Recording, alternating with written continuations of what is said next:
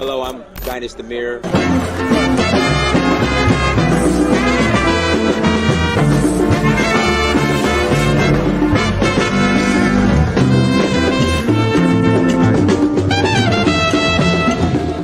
So I reached out to another friend of mine. I said, look, I need to go on vacation somewhere. Where should I go? He said, go to Africa.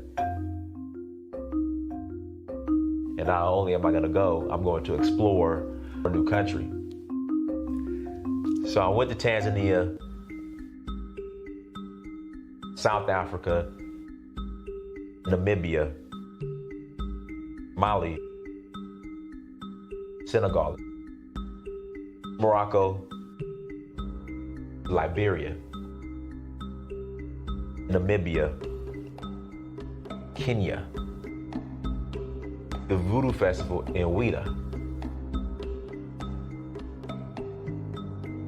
Gambia, Togo, Cote d'Ivoire.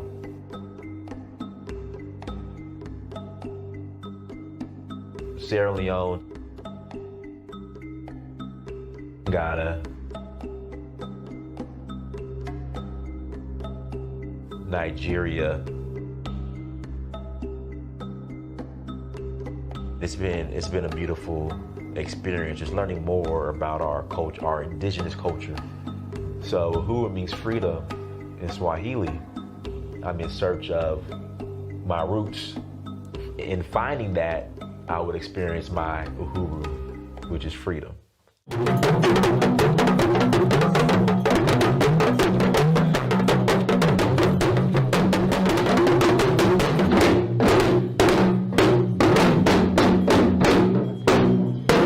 Till next time, Dynast Amir, I'm out.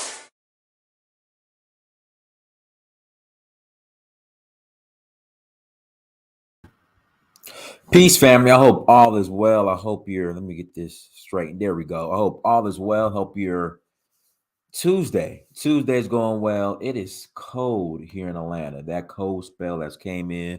It was nippy this morning. So hopefully everybody's staying warm wherever you are at. Do me a favor. Hit the like button again. Please hit the like button. Also, make sure you share and make sure you subscribe to the platform if you have not done that yet. Again, make sure you share and you subscribe. I appreciate it. Really means a lot. Listen, if you have not bought the documentary, if you are watching this and if you have not bought the documentary, once again, if you are watching this and if you have not bought or acquired the the documentary, please go to search4uhuru.com. Again, please go to search4uhuru.com and buy the documentary. I greatly appreciate it. Like I said, the reviews have been coming in and they have been great. Once again, no one has a story like mine. In my honest opinion, I don't think anyone has a story like mine. Shout out to King Joseph in the chat room. All the way from LA, La La Land, Hollyweird. Shout out to you, King Joseph. But again, please hit the like button. Joseph, make sure you hit the like button. And again, buy the documentary. Go to search4uhuru.com. Go to search4uhuru.com. And if you have not bought the documentary, I need you to go and cop that documentary. I would greatly appreciate it. Family, no, wrong button. Let's see here. And then tours. Listen, we're full for Sierra Leone. We are full for Sierra Leone. I just want to thank everyone, who is using Donafo, especially those who are eligible for citizenship. I want to thank you all for using Donafo to facilitate your passport process, your citizenship process. Also, for a lot of people who are coming on the tour, for some of them, this is their first time coming to Africa.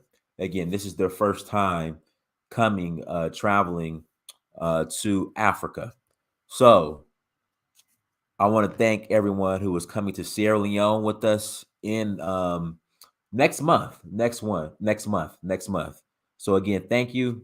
We are rolling to Sierra Leone also in April and Senegal. Listen, y'all, we're rolling to Senegal for the Jazz Festival. All right, we're going to Senegal for the Jazz Festival. All right. Come and join us at Senegal for the Jazz Festival, May 20th through the 31st. I believe it's coming up right now, guys. I think it's May 20th through the 31st. Those are the dates. So please join us. Senegal. Go to Danfo, Danfo. Yeah, they took it down. We're gonna get into the Kanye, and it's sad. It's really disappointing that Nori or Drink Champs Revolt really took the interview down. And we'll get into that here shortly. But guys, again, we're rolling to Senegal. May 21st to the 30th. I'm sorry, May 21st through the 30th. We are rolling to Senegal for the St. Louis Jazz Festival. So if you're interested in joining us in Senegal, please go to Danfo, Danfo .Africa. Again, please go to Danfo, Danfo .Africa. I'm going to put the link up on the screen, and it's in the chat room. There we go. Danfo, Danfo .Africa. Well, yeah, like Wocool says, some people have re-uploaded the actual video. So go to Danfo, Danfo .Africa to learn more about the tours. But guys, let's come and roll to Senegal. Itineraries here, and we're gonna have a great time. We're gonna have an excellent time in Senegal. In Senegal, I love Senegal, guys. I'm gonna whisper this because I don't want other people to hear this. But listen, y'all, listen. Senegal's probably my favorite country. I mean, I love Sierra Leone. I love Nigeria. But I really, really, really, really love Senegal. You guys don't tell nobody. I'm going to whisper that again. Listen, I love Sierra Leone. Love it. I love Nigeria. But Senegal might be my favorite country, y'all. Please don't tell anybody. Keep that between us, okay?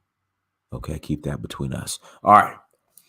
So come and roll with us to Senegal for the St. Louis Jazz Festival. When you say he's a Trojan horse, what do you mean by that?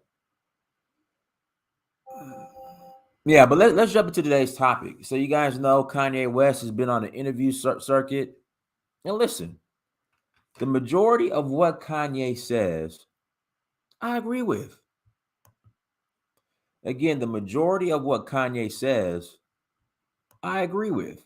Now, some of the comments he made in regards to George Floyd, I don't know. In regards to how George Floyd died, because anybody who watched that video of George Floyd dying, I mean, that was traumatic. That was traumatic. Somebody said I'm a country polygamist. Man, listen, y'all. Again, hold on. Hey, I love Senegal. I love Sierra Leone. I love Nigeria. But I really, really, really love Senegal. Again, I love Sierra Leone, I love Nigeria, but I really, really love Senegal. Don't tell nobody. So yeah. Back to George Floyd. What happened to George Floyd was terrible. I mean, we all watched the video. I think the majority of us watched the video.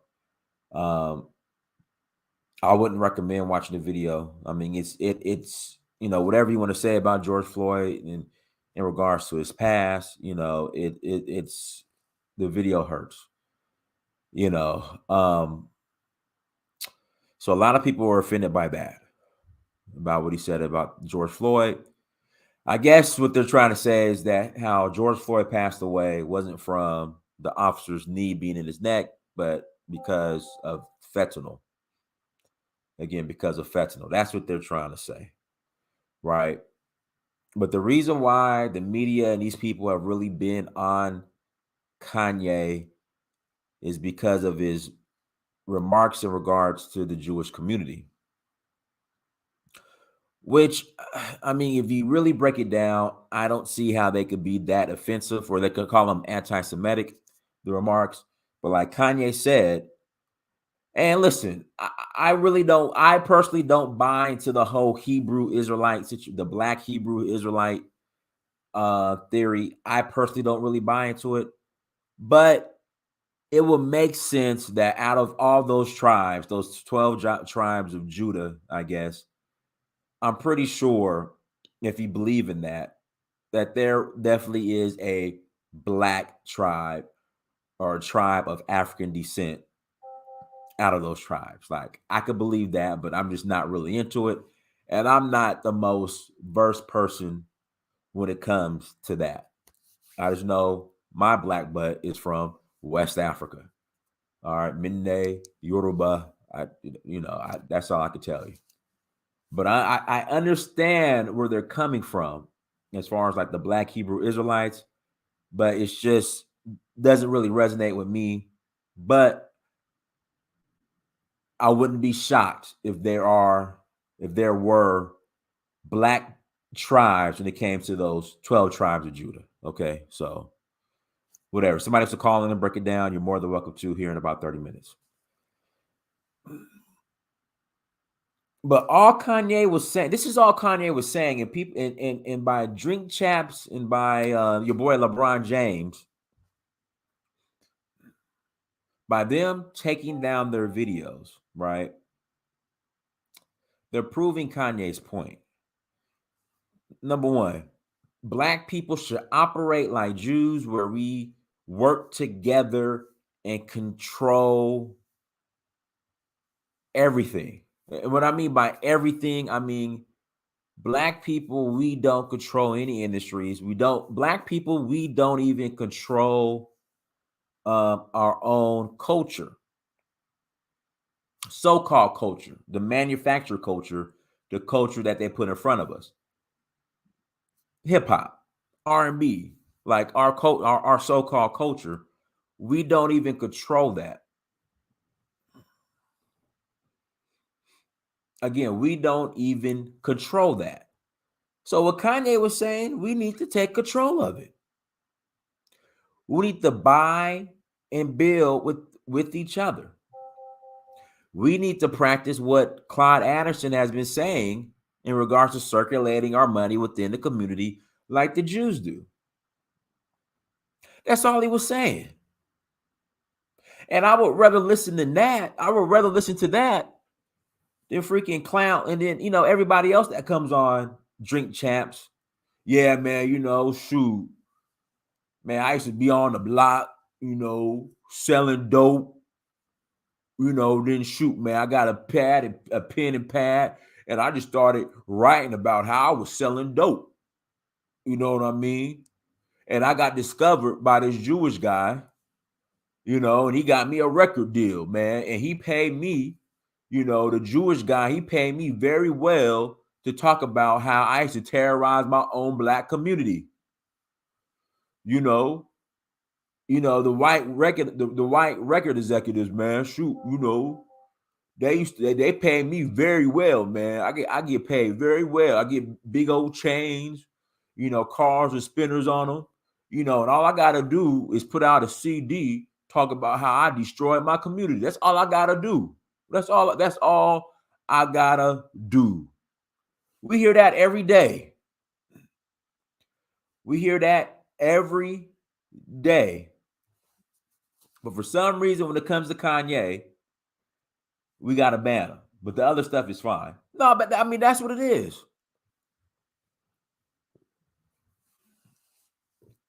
That's what it is.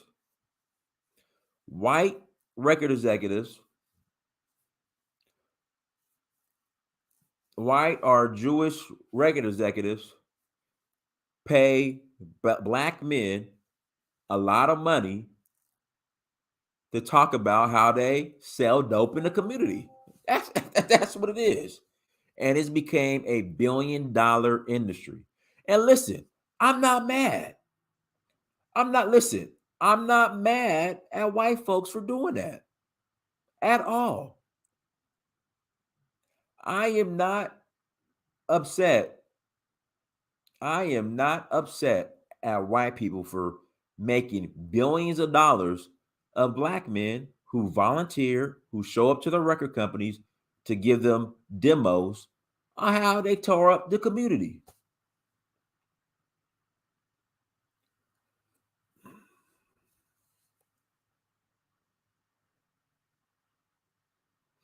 Why can't we get mad?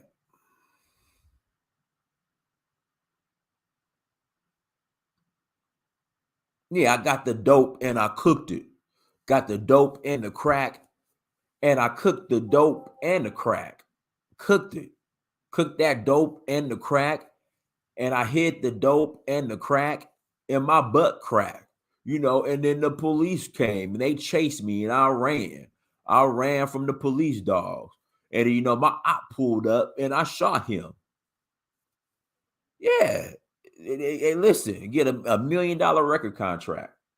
Shoot, I ain't mad. Listen, I'm not mad that white people decided to organize and control the industry, and that the rappers go to them and they answer to them. I'm not mad. Listen, I'm not mad at all. And I ain't gonna lie, I listen to some of the music, but the point I'm trying to make, how can that be permissible? How can that be permissible? But Kanye's a problem.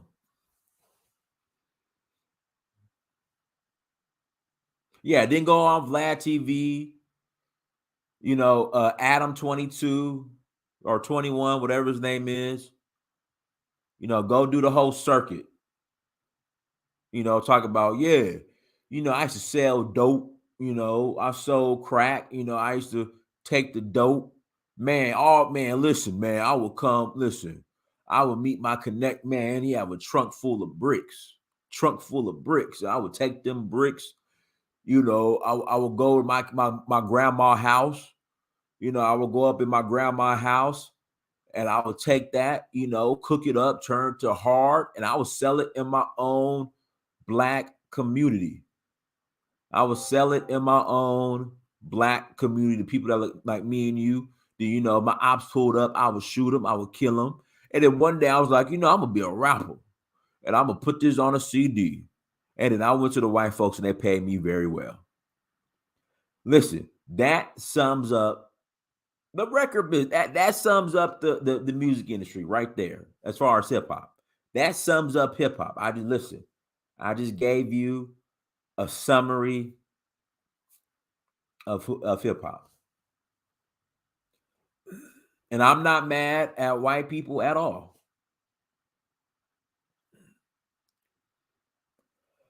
Again, I'm not mad at them at all.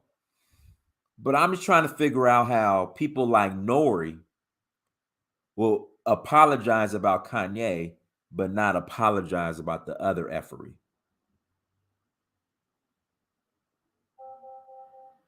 That's all I'm saying.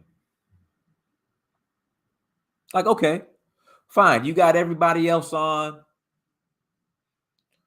You put everybody else on, all the other rappers, whatever. But what's wrong with Kanye? Why you got to single out Kanye?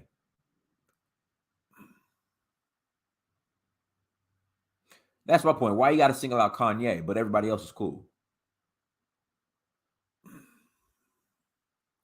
That's the point I'm trying to make. And then now you're on this you're going on a tour apologizing. Listen, I am not mad at white people for controlling the music industry because we chose not to dominate it ourselves. So I am not upset. I'm not mad one bit. I'm not mad.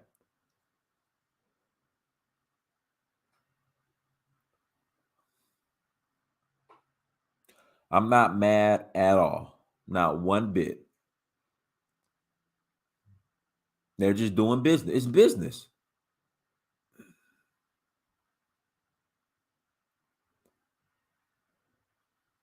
It's business. It's business.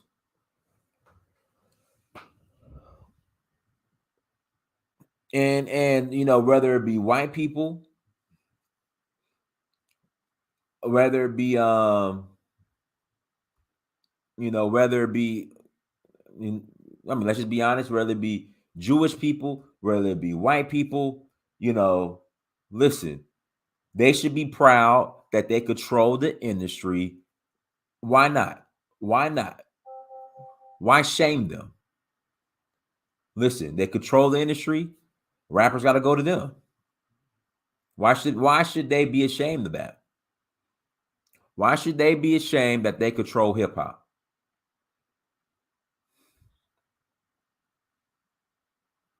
You know, just like Indians control tech. I mean, control the IT. You know, when it comes to IT, a lot of that is Indian dominated. Why should they be ashamed?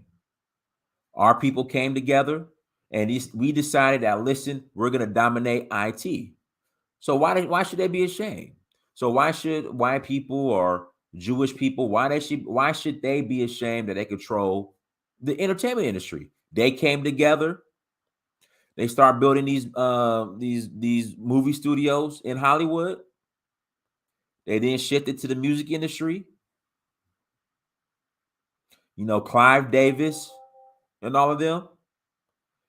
And they dominated it. Why should they be ashamed? Why should we shame them? They should be proud. I'm not mad at them. Same reason Indians dominate tech.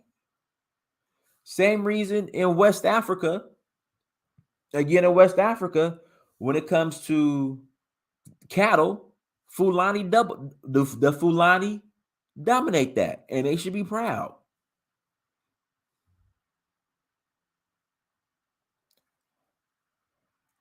I mean, the list goes on. I'm trying to think of some other industries that are dominated by a demographic of people.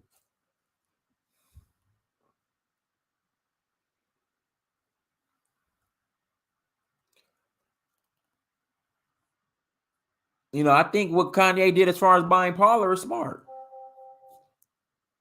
You know, if you can't have a seat at the table, buy your own table.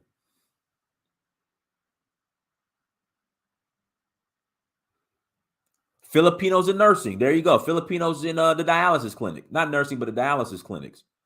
So when I used to be in LA, when I used to work in LA, and I would call on these dialysis centers, all Filipino ran. Be proud of that. I'm not mad at them. I'm not mad at any group of people that come together, pull their resources together, and say, you know what, we're going to dominate this industry. Not Black Americans dominate the NBA. I mean, we play in the NBA. Indians in hospitality, in the motels, hotels, Indians in hospitality. I'm not mad. Indians in gas station, Koreans in hair care, Koreans when it comes to hair care. They dominate that. I'm not mad. And with all Kanye is saying, hey, we need to put our resources together and dominate something. But y'all take them off the air. Like I said, hey, listen, Koreans dominate the black hair industry.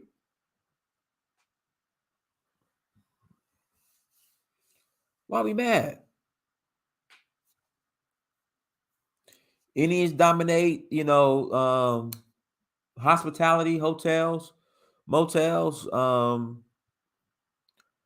you know, gas stations, IT. Why we mad?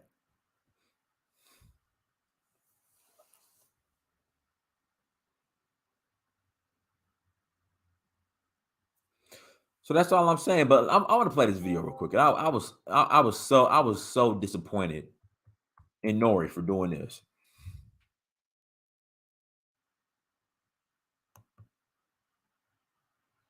Here we go.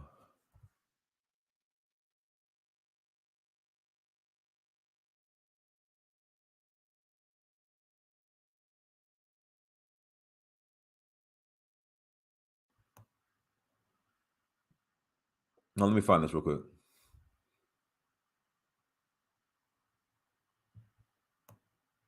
Here we go. Here we go. Right here.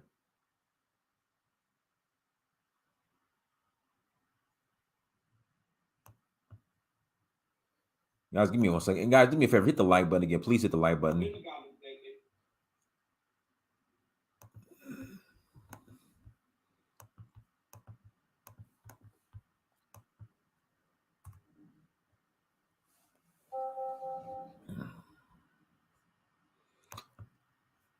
Here we go. Here we go. I've been the guy that they said blackballed. You know, I've been the guy that they didn't let in Hot 97. I've been the guy that wasn't allowed in MTV. Had world. Subscribe now to the Hot 97 YouTube channel. It's Ebro in the Morning with Laura Stiles and Rosenberg. Ebro, Laura, and Rosenberg. Good morning. Ebro is on assignment today. But today's an important day that we were excited to get on the air because over the weekend, our friends Nori and DJ EFN had Kanye West on Drink Champs for the third time. And this, of course, is an interesting one because it's coming on the heels, Laura, of Spring Hill, LeBron Absolutely. James and Maverick Carter's company canceling his appearance on the shop, right? Right. So it was a big deal because when I reported it, I know that Jeezy was part of that lineup and designer Salehi, and I heard it got really tense and really heated so much that the shop decided not to air their episode because they didn't want to give Kanye West hate speech a platform, according to their press release. So that brings us to our friend Nori, who's with us right now. Nori and EFN decided to have Kanye back on Drink Champs. And I guess I'll start here, Nori. What was the logic for you guys in giving him the platform to come on and talk with you? Well, the logic was the same way you guys are giving me the platform. I think you guys have love for me. You guys have respect for me. And you guys think that I should have a say. There wouldn't be no Drink Champs if it wasn't for me coming to this very show and viewing my expressions. You know what I'm saying? I remember I came up with the idea to do Drink Champs after Prodigy wrote his book. And Prodigy wrote his book, and I had to have a rebuttal because obviously I was in the book. You know what I mean? Uh-huh. And I would come up to this show, I would come up to the other show, and I started to realize that, you know what? I should have my own show. So this started from there. Now with Ye, I have a relationship with Ye. You know, when he was going through a lot of the things that he was going through, he would call me and he would actually listen to me and take my advice. So I felt I could control the situation. I felt that I could control the interview, and I've learned early on that I didn't. Like, you know, as a black man, I feel like I failed. As a human, I feel like I failed. But as a journalist, I succeeded because I have my own show. So this started from there. Now with Ye, I have a relationship with Ye. You know, when he was going through a lot of the things that he was going through, he would call me and he would actually listen to me and take my advice. So I felt I could control the situation. I felt that I could control the interview, and I've learned early on that I didn't. Like, you know, as a black man, I feel like I failed. This dude said, "As a black man, I feel like I feel like I failed." Guys, listen. This guy just said, "As a black man, I feel like I failed." As a black man, not for all the other BS that he has on his podcast, but because of Kanye.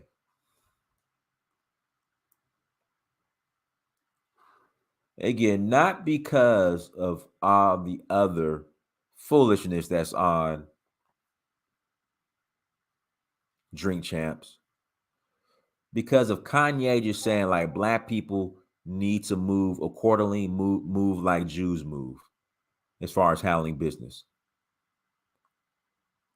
This dude said he feels as a black man, he's failed. You can't make this up. Failed because of what?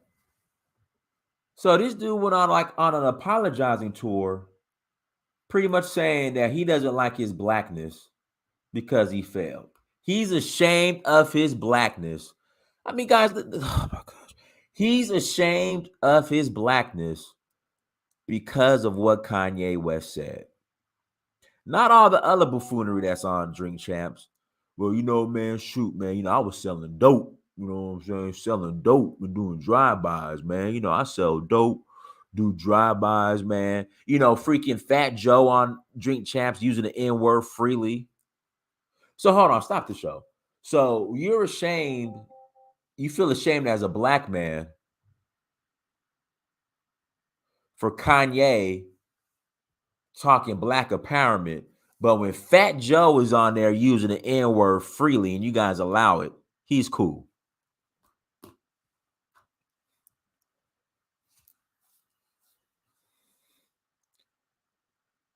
So Fat Joe coming on the podcast using the N-word freely. Fat Joe, who's white, a white Hispanic, using the N-word freely is okay. You don't feel like you failed as a black man when he's doing that. But when Kanye comes on and he's speaking black empowerment, you feel as if you failed as a black man. Guys, you can't make this stuff up. You can't. I mean, half Puerto Rican, whatever, dude. Like, are you? I mean, you can't make this up.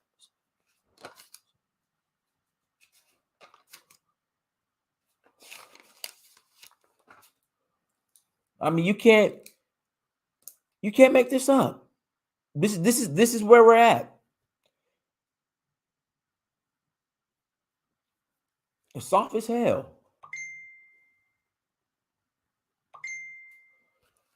You can't. I mean,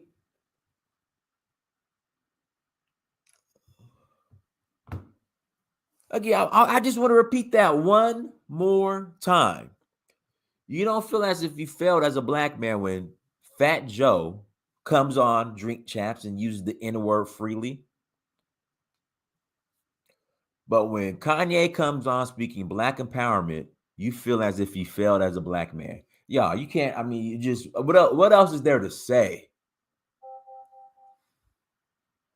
Like, I don't even think there's any point in even listening to the rest of the interview. But then when I say, listen, y'all, I forgot the guy's name, Anton Daniels. When Anton Daniels says black culture is trash, or we have these conversations that there's no such thing as black, like there's no black culture, we get attacked. But this is the so-called culture. This right here is the so-called culture. This right here. Where Fat Joe says the N-word, all he wants to is not a problem. Kanye West comes on, speaks black empowerment. Nori goes on an apology tour.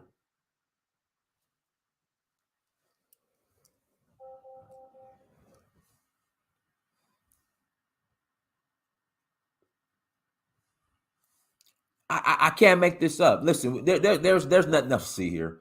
I'm going to put the link in the chat room. I'm going to put the link in the chat room. I'm going to put the link in the chat room. But yeah, I mean, dude, there's nothing else to see here. And you think like why me and Brandon and like certain people, Anton Daniels, why certain people, why we think the way we do. I mean, there's nothing to see here. This is the culture. This is where the culture is.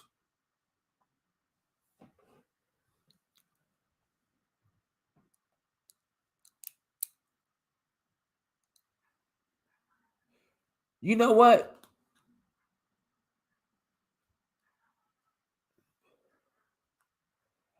but Philip, I hear what you're saying, but I wish black people we had this much. We had the same amount of how we respect other people. I wish we had this same respect for each other.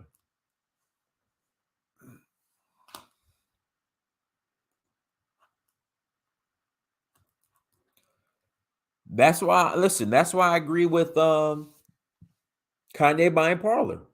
You got to. You have to. Let's see. Let's get Lumumba Speaks on here. Lumumba, go ahead, brother. Give me. You there? Yeah, give me a second. Okay. Give me a second. Yeah. So I think there's a lot to unpack here. A lot to unpack. So first and foremost, I'm gonna start off with what I agree with you about. Okay.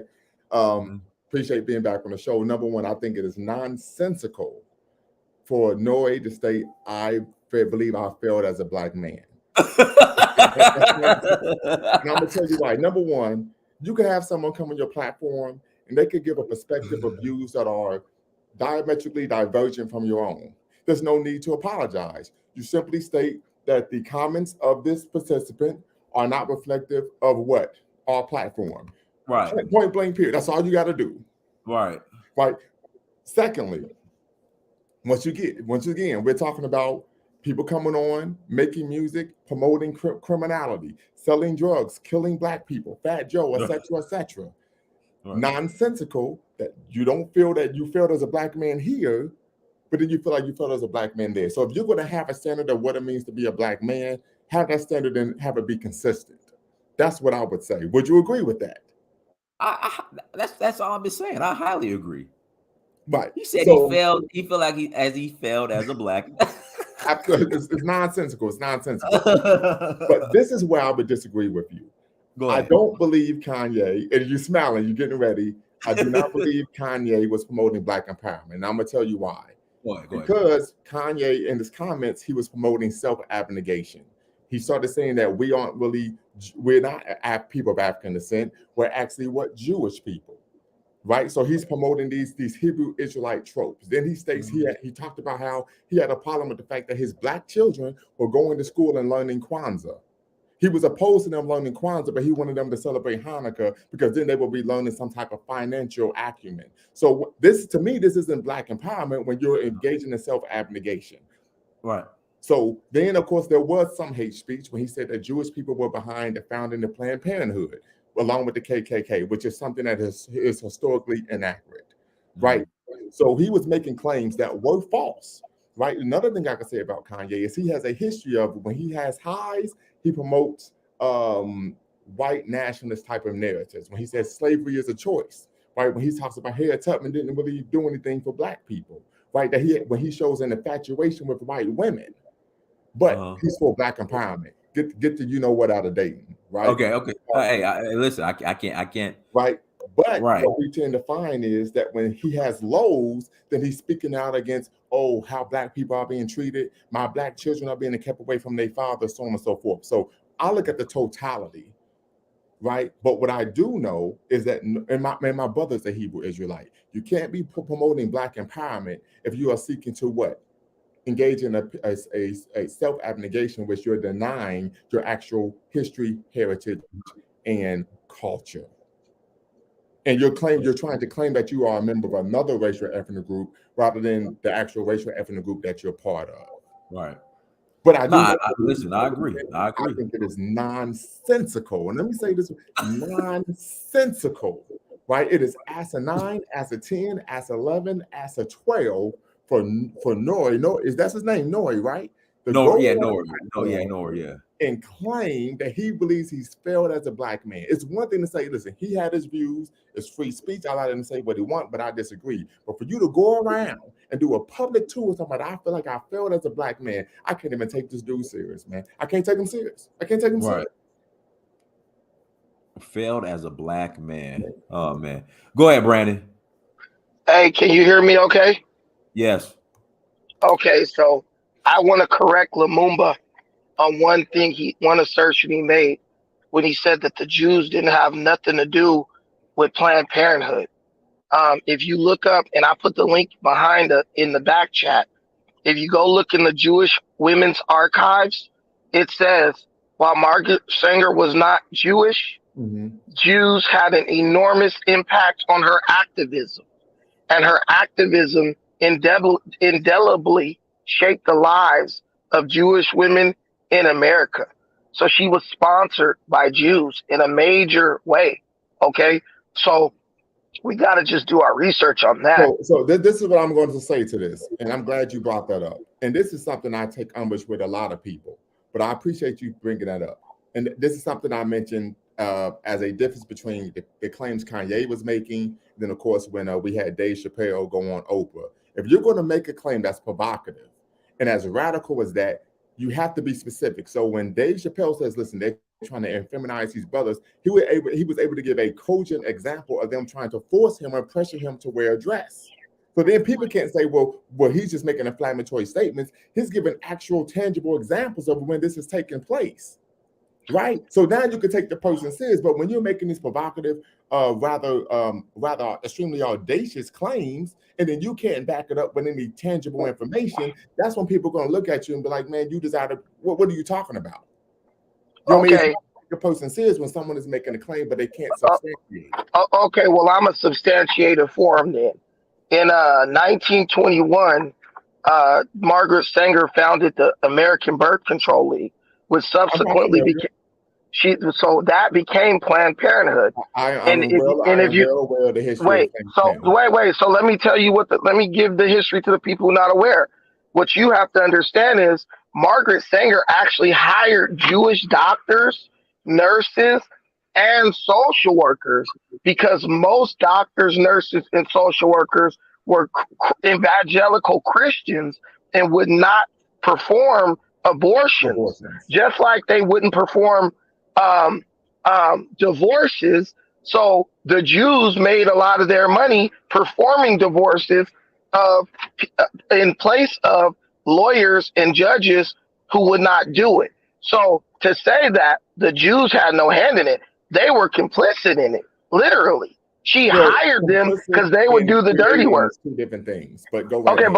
But what he's saying is they were behind it. Listen, if a bunch of people, and I'm going to talk about this on my show later today, the toxic relationship between blacks and Jews, what you have to understand, and I'm giving away a jewel right now, there is a standard of morality that Jews have used to indoctrinate black people, making us feel like we can't pursue certain endeavors based on because it's a violation of some dubious moral standard.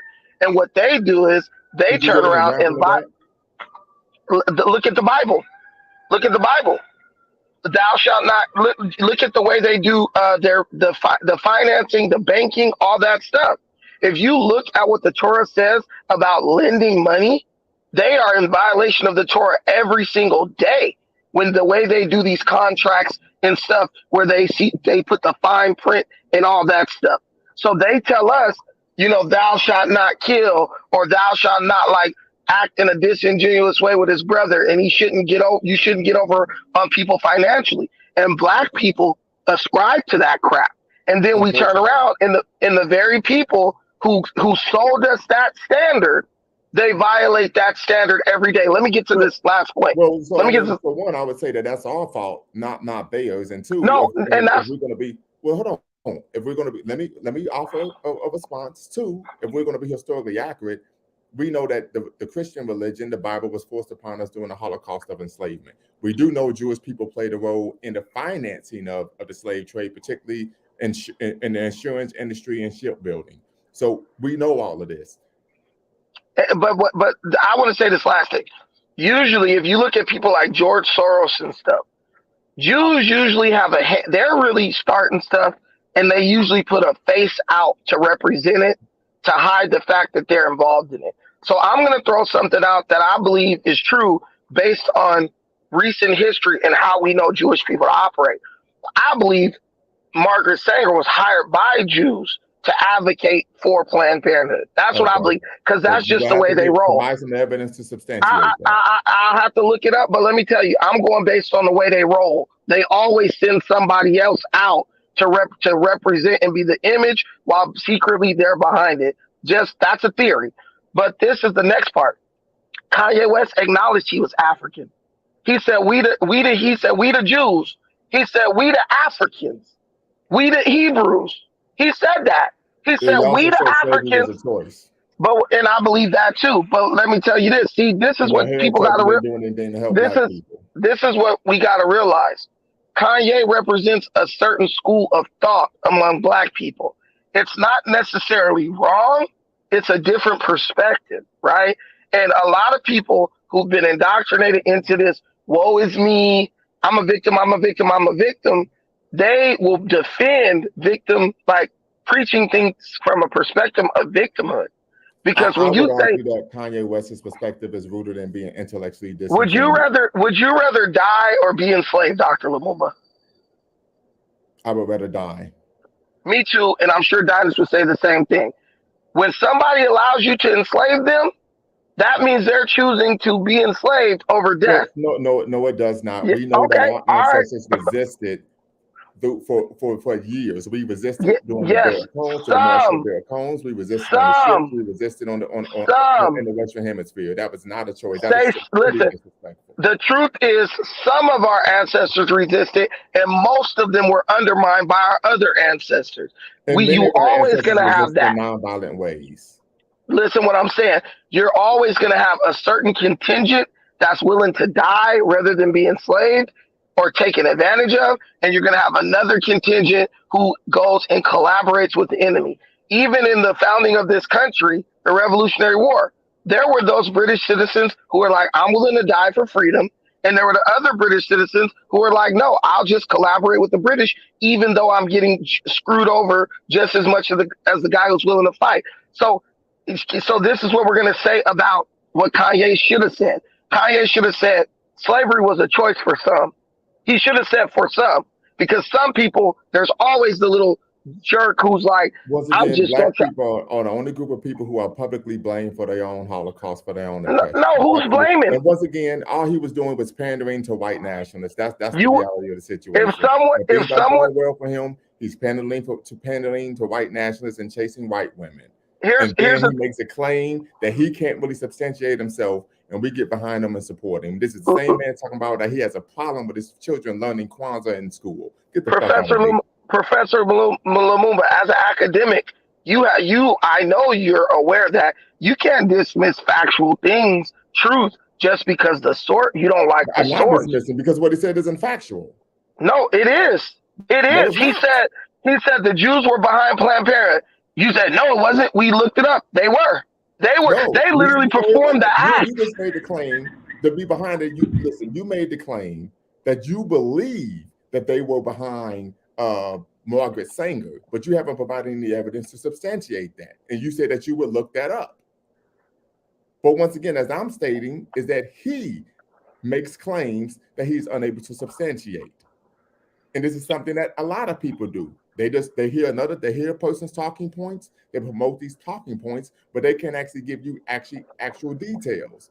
I made the claim with Dave Chappelle that when Dave Chappelle made claims about the Hollywood industry and how they were trying to emasculate him or force him to wear a dress, he gave actual tangible examples. That's why no one could come out and say, "Oh, this guy's talking crazy." He actually gave tangible examples. But what you have to what you have to understand is actors, people in Hollywood have been saying this stuff for years. Dave Chappelle said something that's the same thing as what Kanye said. So despite Kanye's personal preferences, what type of women he like and all that stuff, what we're focusing on is what the man said was true. And the truth has been substantiated by thousands of Black actors, singers, rappers before him. He was just the one who was rich enough and had the balls enough to actually come out and say it. And he's had a relationship with it that is unique to anybody, because Kanye is the richest Black man who ever lived in North America. You know what I'm saying? So he has done this at a way higher level than even Dave or anybody. Dave is small beans compared to Ye. You know what I'm saying? And the good thing about it is Kanye is not just talking about it, he's exposing it, and he's doing things like buying Parler, which does something to go against it. Now we have two choices.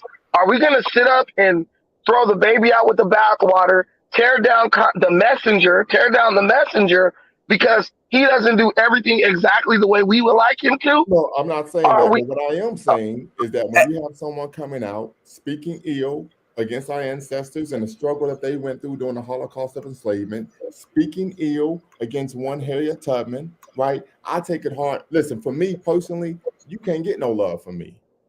You can't. I mean, and to me, it's in the same vein as these rappers who talk about killing each other and selling drugs every day. But he's not asking you to love him. No, let me finish. To me, it's all in the same boat. If you're disrespecting black people, you can't get any love from me. Point blank, period.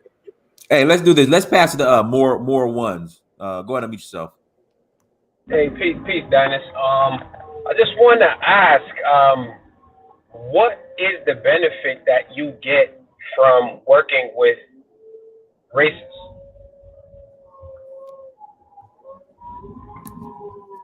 What? Can you hear me? I hear you. Oh, sorry. Can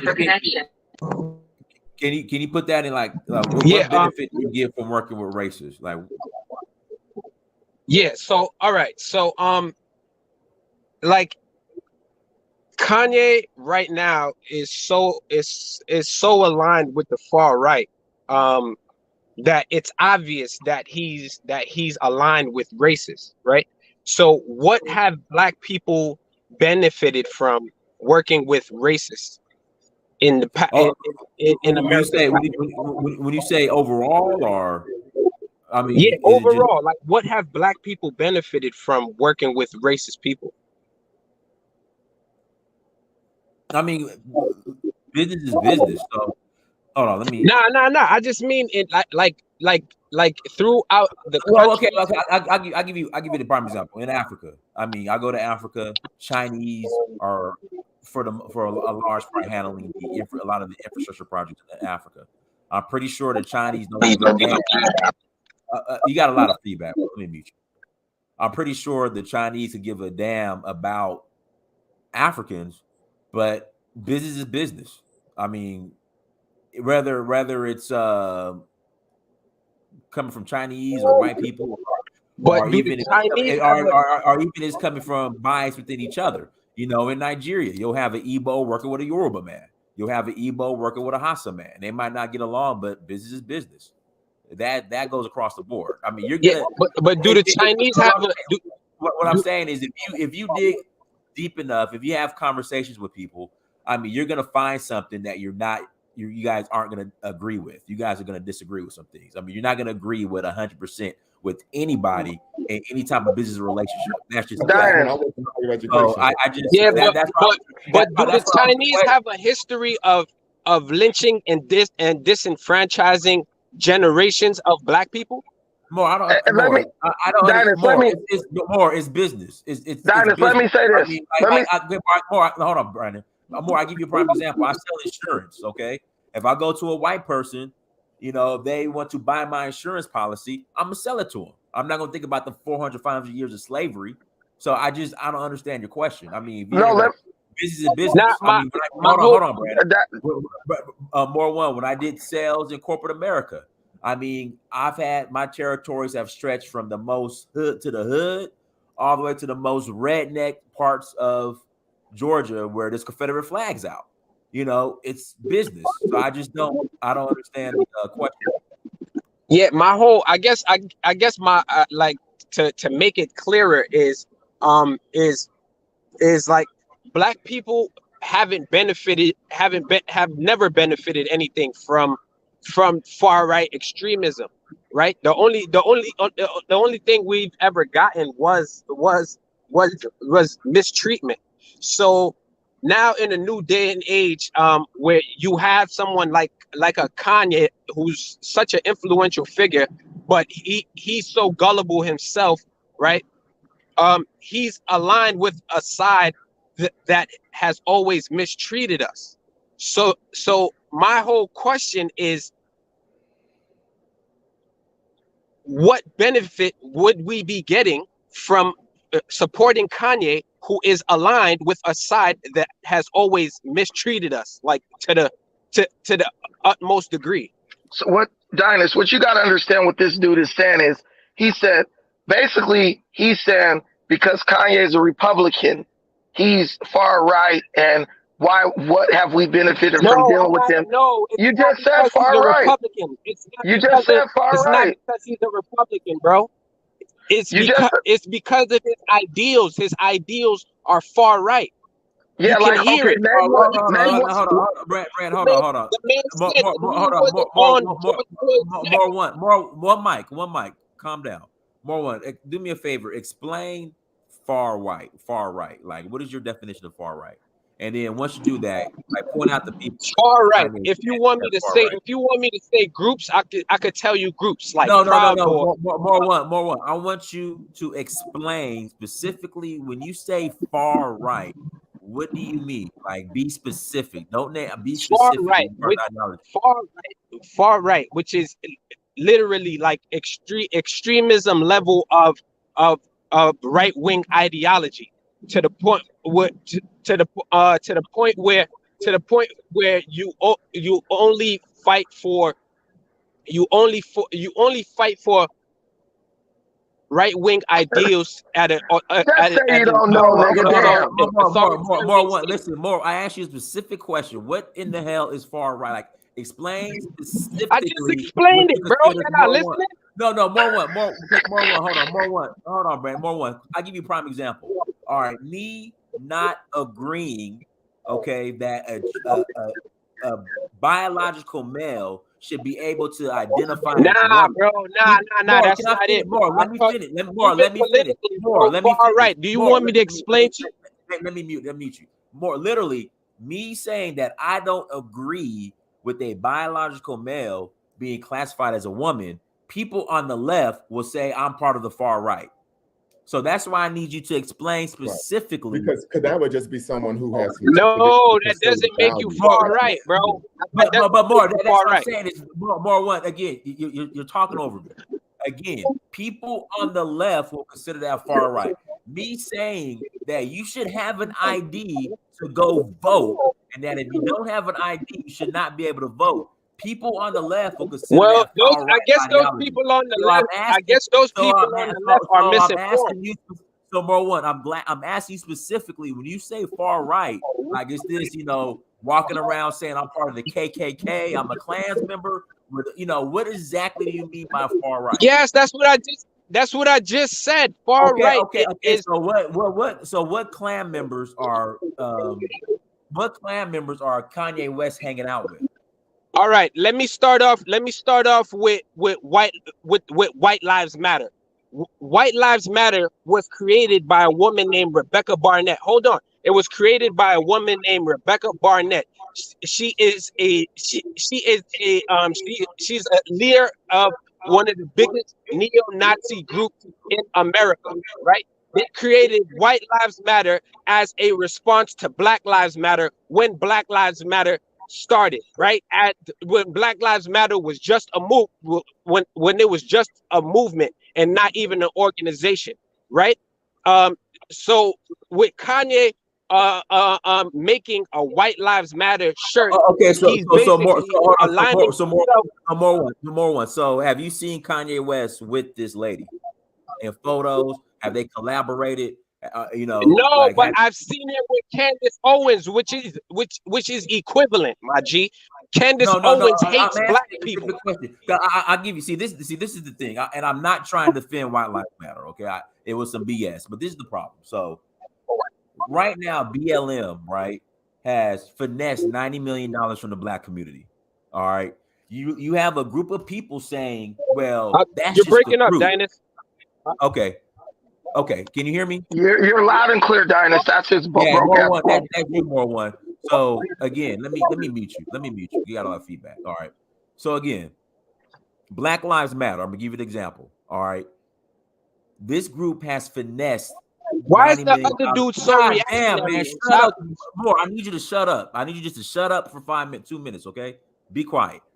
Black Lives Matter. And I'm sorry, but just calm down. Black Lives Matter has finessed $90 million from the black community, okay? Now the argument is, well, it's not about the group, it's about the hashtag is separate, right?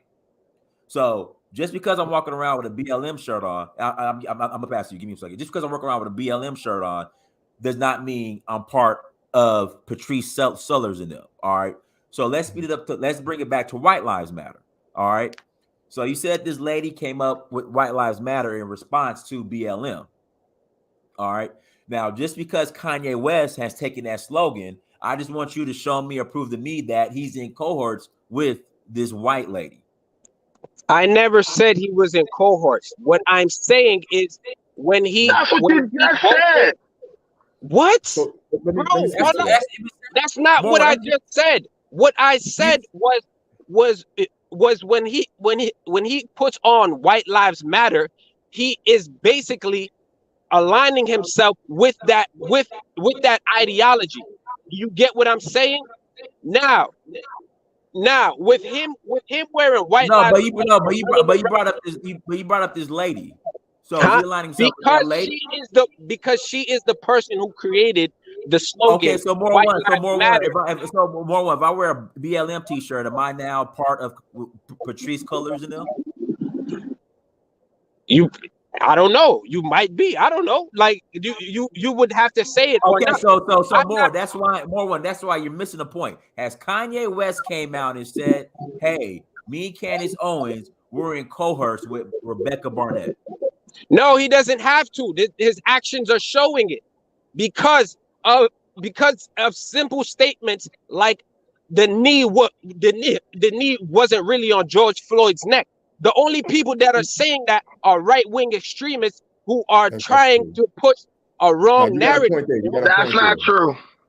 What are you talking about? That's not true. That's not true, bro. Okay, bro. In the court case, no, bro. Hey, if you shut your mouth for a minute, listen. If you shut your mouth for 1 minute, in the court case, Dynas, in the court case, they interview black officers who were on the scene, and they testified that the knee was on the shoulder blade of George Floyd. And I sent it to you this morning, Dynas.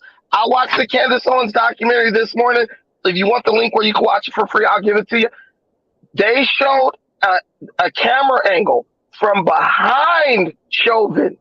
And I'm going to say, I'm not saying it wasn't on the neck because I know black people are going to attack me. But it did look like it was on the shoulder blade, bro. I'm just saying. That's a clown, Dynas. But black people did say it was on the shoulder. There were black people who said that and testified that. So just to say that only white people said that, that's a lie. Let me speak. So what we do know is that unfortunately he was killed due to being assaulted by a police officer. Irrespective of where, it was on his knee, it was on his neck, it was on his shoulder blade, it was on his chin. This is something that happened. What I will say is this: the fact that this was even brought up, right? The fact that people were making the claim once again that he died of another reason, it speaks to what a white nationalist viewpoint of what unfortunately took place on that day in Minneapolis, Minnesota. And here's the thing: anyone who knows me, I don't cape for criminals. I don't take up for criminals. Let me ask you this, Lumumba, let me ask you this. So I've been watching this documentary. Everybody needs to watch it, right?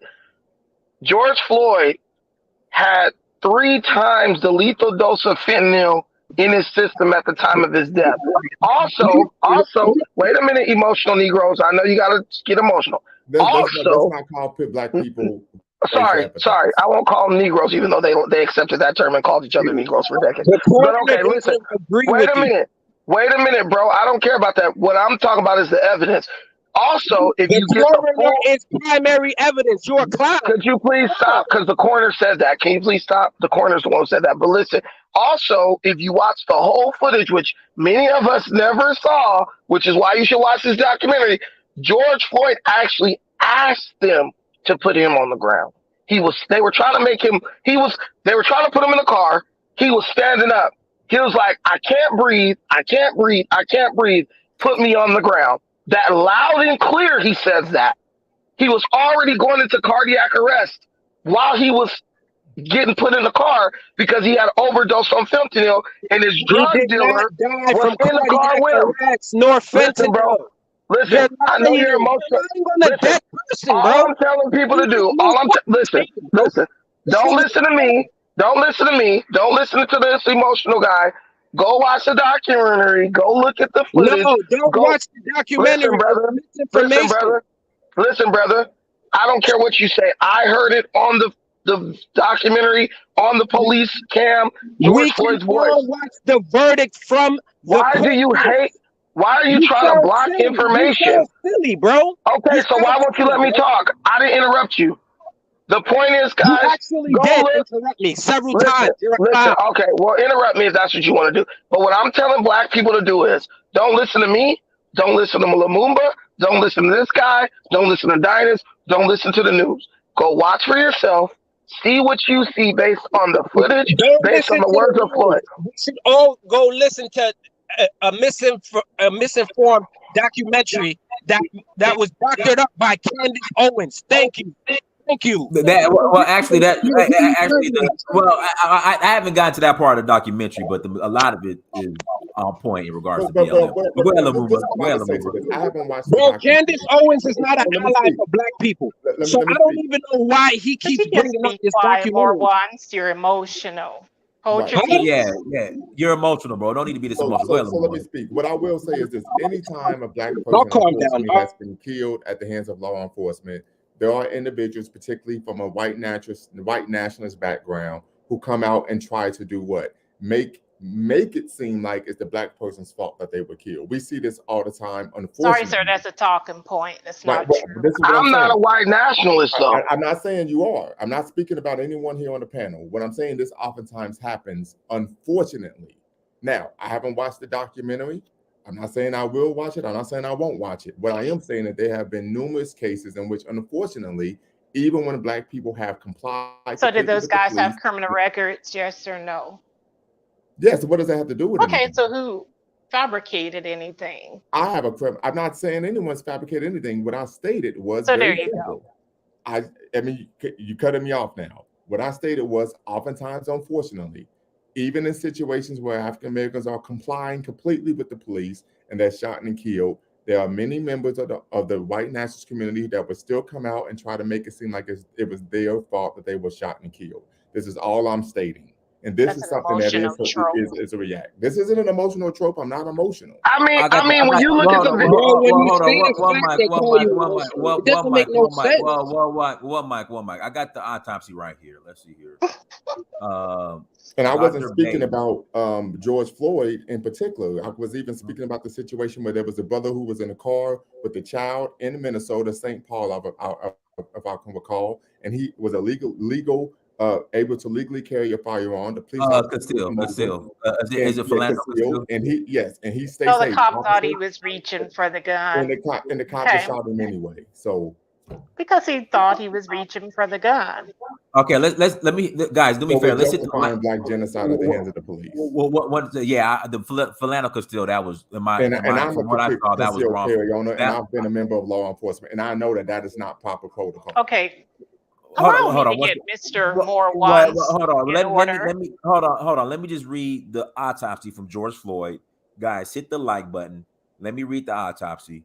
Sorry for telling old boy to shut up, but sometimes we just, I don't know, just sometimes just getting over emotional that way. Like, let me finish, all right? But I don't like to tell people. I don't like to tell other grown men, no matter what, to shut up on a public platform. It's not right. I don't want to embarrass brothers on the platform. So I apologize for telling you to shut up. I apologize. But let me read this autopsy report. Okay. This is George Floyd's autopsy. Dr. Baton, cause of death, Mr. Floyd died of traumatic asphyxia due to the compression of his neck and back during restraint by police. Manner of death, homicide is seen in the scene video and confirmed at autopsy. The pressure on the neck interfered with blood flow to his brain and airflow to and from his lungs. The pressure on his back while in the prone position prevented his diaphragm from moving, so he couldn't inhale. The cause of death is consistent with what we see on the video. Dr. Wilson, this is the other autopsy doctor, whatever it's called. Cause of death, asphyxia due to neck and back compression led to a lack of blood flow to the brain. Mechanical asphyxia defined as a physical force that interferes with breathing or the delivery of oxygen to the organs. In this case, the physical force was neck and chest compression. Based on the video and the position of the knee in the video, there was pressure on the carotid artery of the neck that led to the cerebral anoxia. Cerebral anoxia is a lack of appropriate blood flow to the brain. Weight on the back, handcuffs, and positioning were contributory factors because it impaired the ability of the diaphragm to function. Is this the official autopsy? It's the fake news autopsy. Witness contact form filed. Derek Michael Chavon. I mean, the state of Minnesota versus the police that they had. And I can, if I could, real quick. So when I was living in Columbus, you know, many people may know that there's a very large Somali community in Columbus, Ohio. And so one of the Somali members came to me and said, I feel bad because, you know, George Floyd was accused of passing a counterfeit bill, and that the police, the shop owner was a Somali man who called the police. And I said, well, you shouldn't feel bad because you can't operate a business on monopoly money, right? So I don't cape for criminals in any way, shape, or form. Yeah, let's pass it to Young Sage has been waiting. Go ahead, Young Sage. Unmute yourself. Hey, what's up, Dynast? Can you hear me? On, bro. I hear you okay, loud and after clear. you, brother, I gotta go and say something here. Okay. Yeah, after Young Sage, go ahead. But go ahead, Young Sage. I just wanted to speak on the whole Kanye West like Drink Champs thing. I wanted to speak to the point. I heard somebody say that he was like disconnecting himself from blacks by saying that blacks are Jews or whatever, but he never said that blacks weren't African or that we weren't black. He just said that they were the real Jews. I don't think that anything that Kanye West has done is a disservice to the black community in terms of the things that he said. I don't agree with the White Lives Matter shirt. That was a bit much. I don't understand. As black people, we all know White Lives Matter. I mean, you know, it's pretty obvious. We all know Black Lives Matter too. But go ahead. Right, but he didn't have to put that shirt on. It didn't make much sense. Shirts. Hey, Queen, let him finish. We'll pass to you, please. Go ahead, Young Sage. No, that's all I really want to say to that point. She can go ahead. All right, go ahead. I can respond to what you stated because I was the one. Let me get you in order real quick. Let Queen go, then we'll pass to you. Go ahead, Queen. Go ahead. See, first and foremost, Kanye West has half white children. Okay, that's what the shirts were about. Now, when it comes to the far right being racist, give me a break, dude, because who set up Jim Crow during Reconstruction, the Black Codes, sundown towns? Who voted to keep segregation going? Which political party voted to keep segregation going? Voted even to keep slavery going? Which party? Well, first and foremost, Democrats. Yeah, so why are you saying the right is racist when the right, wait a minute, Republicans were formed, or the Republican Party was formed in 1854 for Black people's freedom? Do you know your history, more ones, or no? That's true. Because the truth is, the Republican far right fought to free Black slaves, okay? They fought against segregation, sundown towns, and all that BS. Get your story straight. See, we know there was people like more ones are spoon-fed by the liberal radical left media. You don't got no facts. You just come up here saying what you've heard on CNN, the most deceptive news in the world. But when someone asks you why is the right racist, why are we neo-Nazis, you can't cite no sources. It's ridiculous.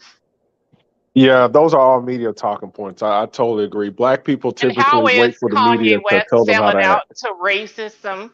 Anybody when he's speaking the truth? That is Can I all clarify? Can I respond? Okay. Yeah, go ahead.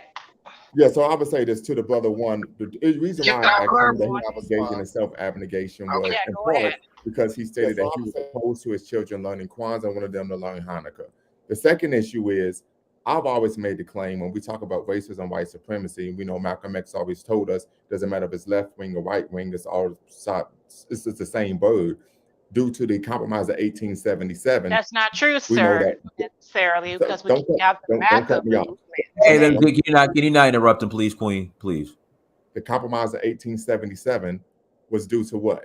The Democrats and the Republicans coalescing to what? Do what Rayford Logan talks about in his seminal book, The Betrayal of the Negro, right? Where we had the period of the ideal race relations, which all of our rights were removed, and we couldn't find any help from either Republicans or Democrats during the late 19th, early 20th century. So this is something that is historically accurate. From now, this is the perspective I'm going to make, and then I'm going to shut up because I could talk ad nauseum about this fact, is that being conservative and being someone who was right-wing are two different things. I have socially conservative views, right? But I'm not a right-winger. So I think oftentimes people conflate the two. You could be a white nationalist, you could be someone who's on the right, far right, and still be a Republican, and that doesn't mean that you're racist. There are people who are Republicans who believe that the Republican form of government or the Republican values are in the best interest of America and their personal community. That doesn't mean that a person is just racist just because they are a Republican. Can I please respond to that? I want to say something.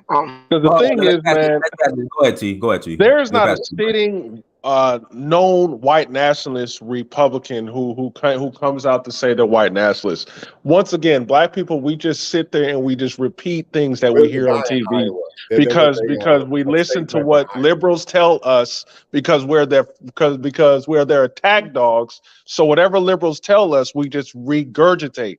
That's all it is. And to sit there and talk about white supremacy is funny to me. We just saw Kanye sit there and get canceled. Kanye is not getting canceled. In fact, nobody's getting canceled for talking about white supremacy. In fact, this stream is going to stay up because we're talking about white supremacy. Kanye is getting canceled because he talked about the three-letter word white people who you cannot talk about. That's the real supremacy that's going on. And that's why that guy Noriega has to go around and apologize. He went to Hot 97 talking to a three-letter word white person. I'm not going to say their name because I'm not going to get Dinah's channel taken down. That's how powerful that supremacy is. He goes on Hot 97 apologizing to a white three-letter word person. And it is crazy. So here you have a black man. Hold on. Let me finish. You have a black man talking to another black man, but then has to report to a white man and apologize to that white man for talking to a black man. That makes the entire race look weak. So, I mean, we can sit there and talk about white supremacy and the confines of who controls the media, but we know who the real power structure is. But carry on talking about white supremacy like you are allowed to do. But so first and foremost, because you made a claim about there wasn't any white ring or white nationalists in Congress, so that isn't true. Steve King from Iowa, he was a congressman. He actually was a devout, public speaking white nationalist. So there was an individual. He's saying right now I represent white supremacy and white nationalism. That's his stance in the Republican Party. I have to look that up. I can do you one better. I seriously doubt that. Check me on that one. You can fact check. I can do you one better, gentlemen. The most problematic individual ever on the Republican Party, he was black. His name was Larry King. He ran pedophile rings, molesting children. He wasn't white, okay? Stop with the color BS. Now, when it comes to, what did you say about, damn, that was a good point. I forget what he said, but, the guy that apologized, he's a tool of the globalists, the New World Order, the radical left. He's broken. He's manipulated. He's a tool, conquered. Okay? That's no black man. He sat up there and said, come home, Kanye, to your roots. But he snitching and apologizing for half of them before the black people in the black community. What kind of sellout behavior is this? That he would do that. And I knew he would do it because the venue was BS. Sitting up there blowing smoke, drinking alcohol, talking about important topics.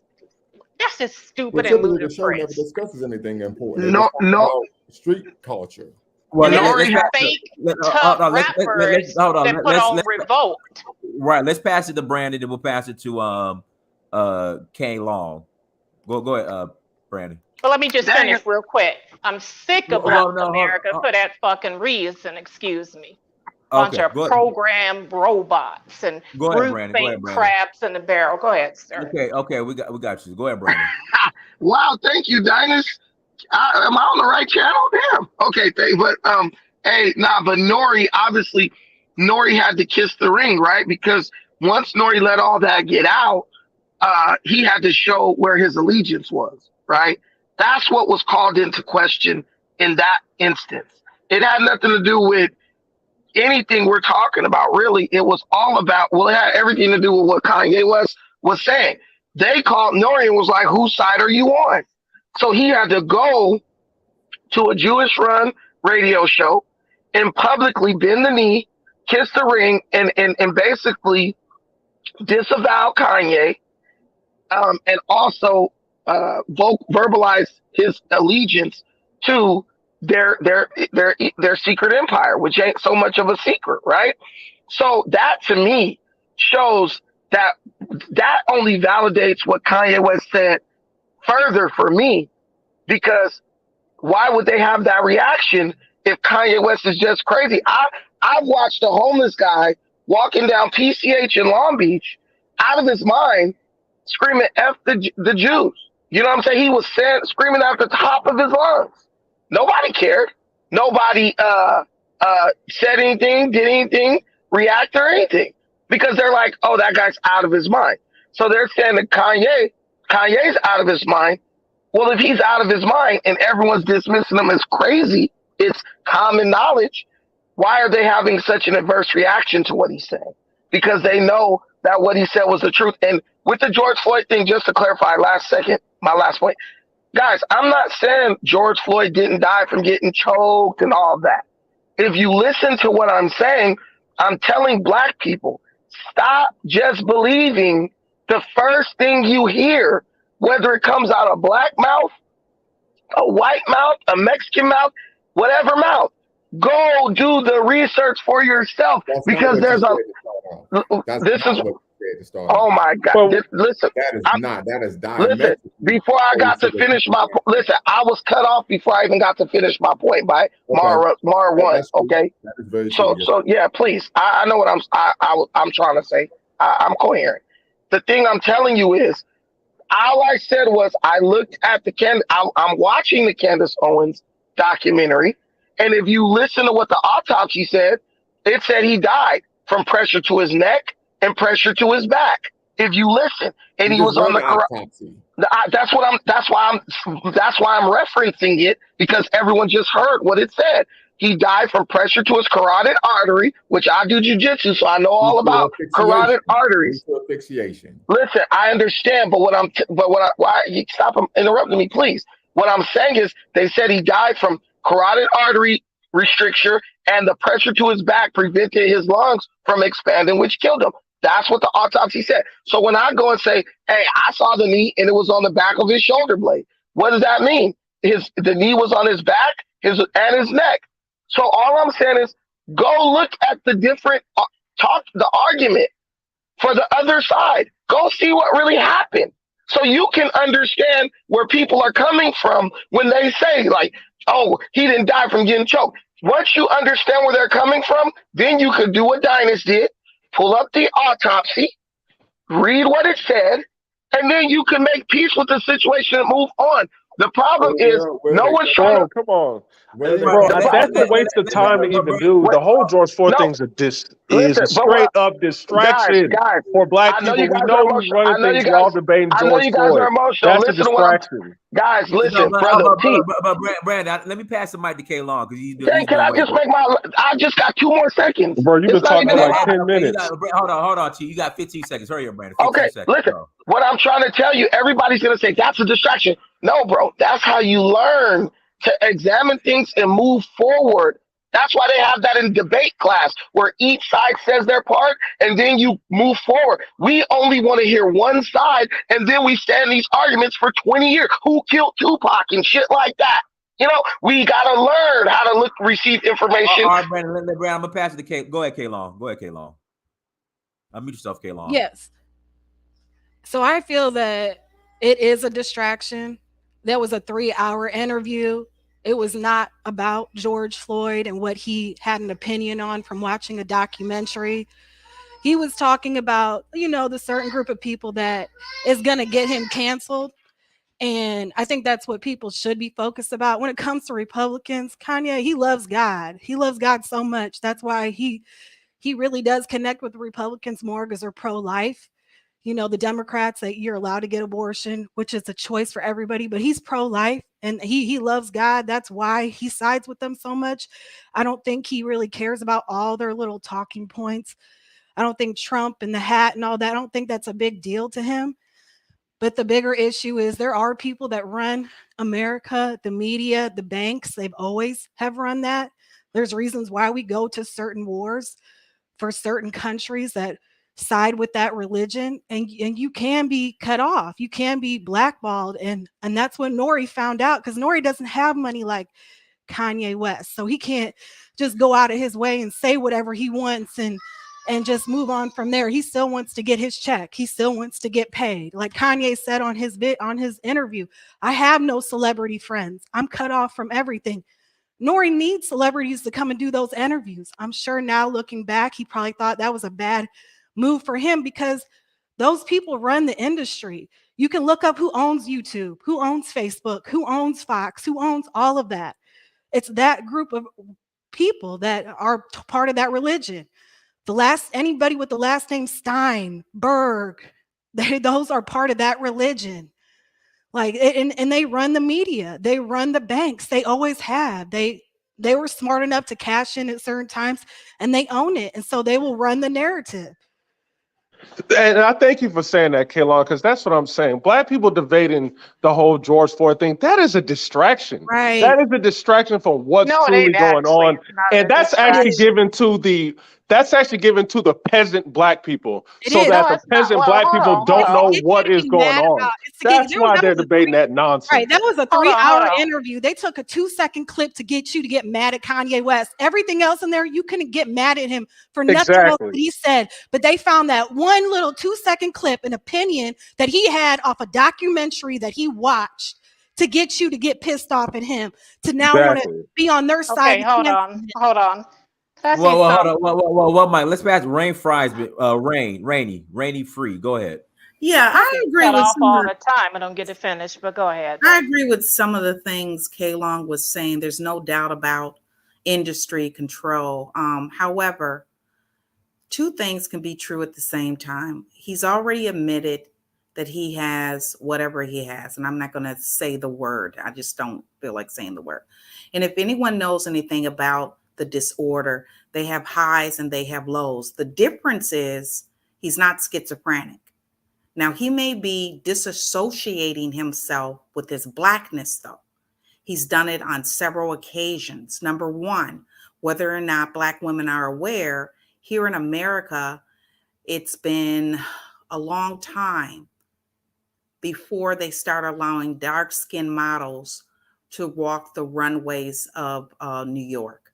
Why is that important? Well, if you're dark-skinned and you're Black, it would be important. Now it's a little bit better. When Kanye first launched his new design that he was doing, I'm not talking about the Paris Fashion Week where he wore the White Lives Matter t-shirt, but when he first launched one of his designs, he called for only multiracial women. This is problematic. So while we can take some of the meat that Kanye does spout out and spit out the bone, it's clear to me that Kanye, when he's on his high, aligns himself closer to a white supremacist ideology than he does to a pro-Black ideology. That's just my take on that, because he, time after time again, he keeps pointing at these things that align with being white. He married a white woman. He wanted his first launch in his design to be of multiracial women. He got a lot of backlash for that because he didn't obviously understand the discrimination that Black models had experienced on the major runways of New York and Paris. That's why that was important. He just recently talked about our Holocaust as African-American people being abortion. No, our holy cause was the North Atlantic slave trade or the transatlantic slave trade. There's no doubt about that. And what I'm seeing on the internet since Kanye has come out and made these remarks, it has empowered the white supremacist side, even if it's not intended. Even if our Black conservatives, and luckily for Kanye, he does come from a Black community where we will sit here and debate whether or not some of the things he was saying was right. Of course, there's no such thing as a Black These community. are all distractions, man. No. Of course, he's going to say some things that are correct. He's not unintelligent. He's very intelligent. And I consider him a musical genius. But I would not listen to him on a political level. But what is the white supremacists doing on the media? They're letting him spout out things towards African Americans. Secondly, or thirdly, why is he canceled then? So I'm not canceling any. I don't believe in No, I'm saying the It's media not you, it's the canceled system. him. He got off Facebook Thirdly, as let me soon as he just said finish something about this. the three-letter word white Yeah, people. This is all right. He's rhetorical canceled because he talked BS. about the wrong people, Well, the yeah, Jays. that's right. You could talk about Black people. You could talk about Trump. You can make Right. jokes about the president, everybody. But you talk about them, that's And it. And that's how There you is know no Exactly. it's How radio. can you Hold on. ignore First of that all, point and talk hold about on. white One mic. supremacy? Hold on. Let Rainey let me- finish. Go ahead, Rainey. Rainy free, yeah. Let me say another thing. Nori got word that the family of George Floyd is considering suing him, and I believe that Lee Hey, Merritt. if I can interject real quick, I think they just filed a lawsuit for $250 Yeah, million. and I believe that Lee Merritt did an interview. I know, in fact, I saw the interview on TMZ, but most importantly, he went on his social media and then announced it. But when he did the interview on TMZ, he was not sure if they were going to move forward. So I think that Nori got word. So it wasn't just what he was spouting about the three-letter word people. Obviously, we all know you can say a lot of derogatory things about the Black community, as Kanye pointed out, and not get in trouble. But we're not moving as a collective when people are disrespecting us either. If we're not out marching and fighting, we don't move as a collective saying to ourselves, we're not going to buy this product. We're not going to do this, so that people know without us marching and screaming and yelling that, oh, if you offend the African-American community, the Black community, they're not going to go along with it. We're not doing that. And as far as the George Floyd thing, we all saw it worldwide.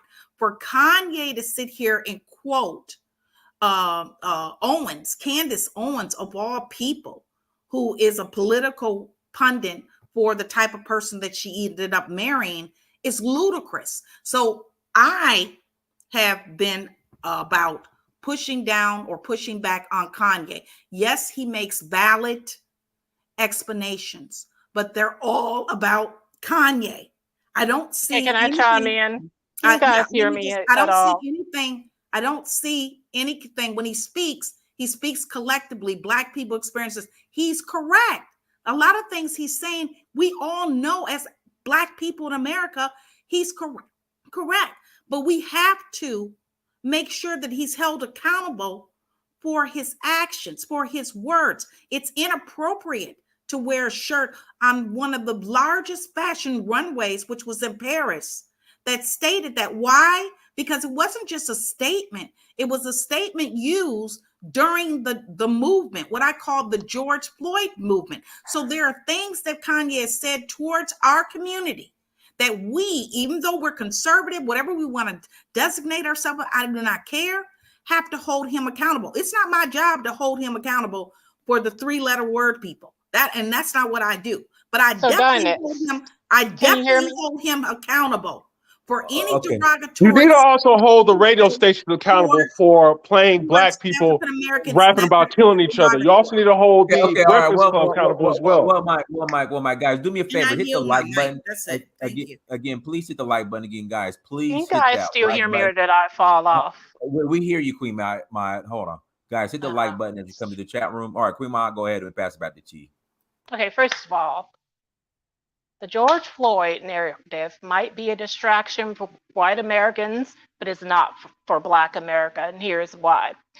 During the Civil Rights era, what happened after that movement? Blacks became worse off. What happened after 2020, after George Floyd? Blacks became much more worse off. Super predator status, more violent crime in predominantly Black cities and states. So, no, it's not a freaking distraction because it was a psyop, okay, and a co-opting of the pro-Black narrative. They used a Black man's death, the Democratic Party, to hoodwink you, to get you in the streets, burning stuff down. Your own communities, in fact, hurting yourselves, not white suburbia. So miss me with all this fervor and, oh, we victims BS. Okay, the truth is, here's my take on Kanye real quick. I think as a father, him being a father of half white children, married to an ex-wife who's white, I think that he blew it talking about Black versus Jews, because look at him. He's a well-rounded individual, a human being, talking about disowning his Blackness. What Blackness? Black and white are legal statuses, point blank, period. End of subject. There's nothing to it. What is owning and returning to your Black? Let me finish real quick. We'll just say this. Okay, you got 10 seconds. What is returning to your Black roots going to do? Oh, return to Chirac, killing each other, dead rappers every week. Come on, man. Let a person grow up. Let him live. Go ahead. Let him Go ahead, T. Yeah, the issue is, I think that Black people is missing the major point here. Kanye did touch on a power structure that is forbidden to talk about.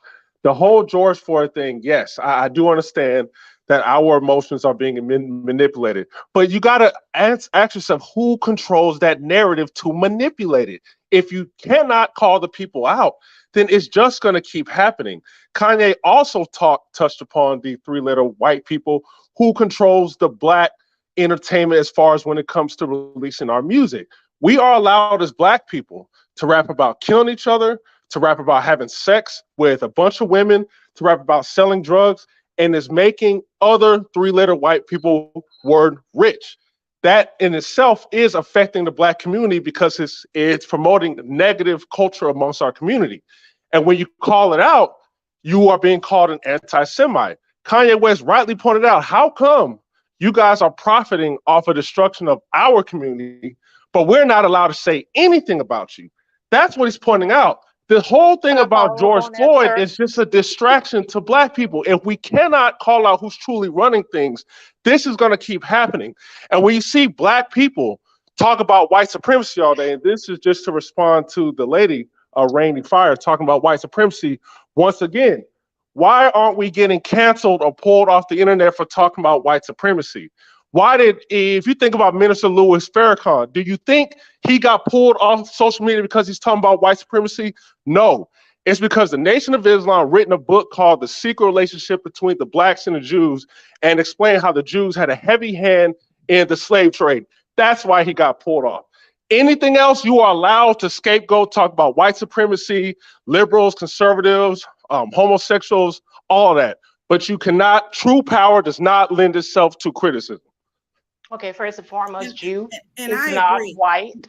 There are Black Jews, there are brown Jews, there are white Jews. Come on, people. Yeah. Stop with the racial crap. Agree with what you just said, T, because you referenced me. All I'm saying is that I'm totally ignoring what he said about them because they normally take care of themselves, as we all know, based on the control mechanisms that they have of the world.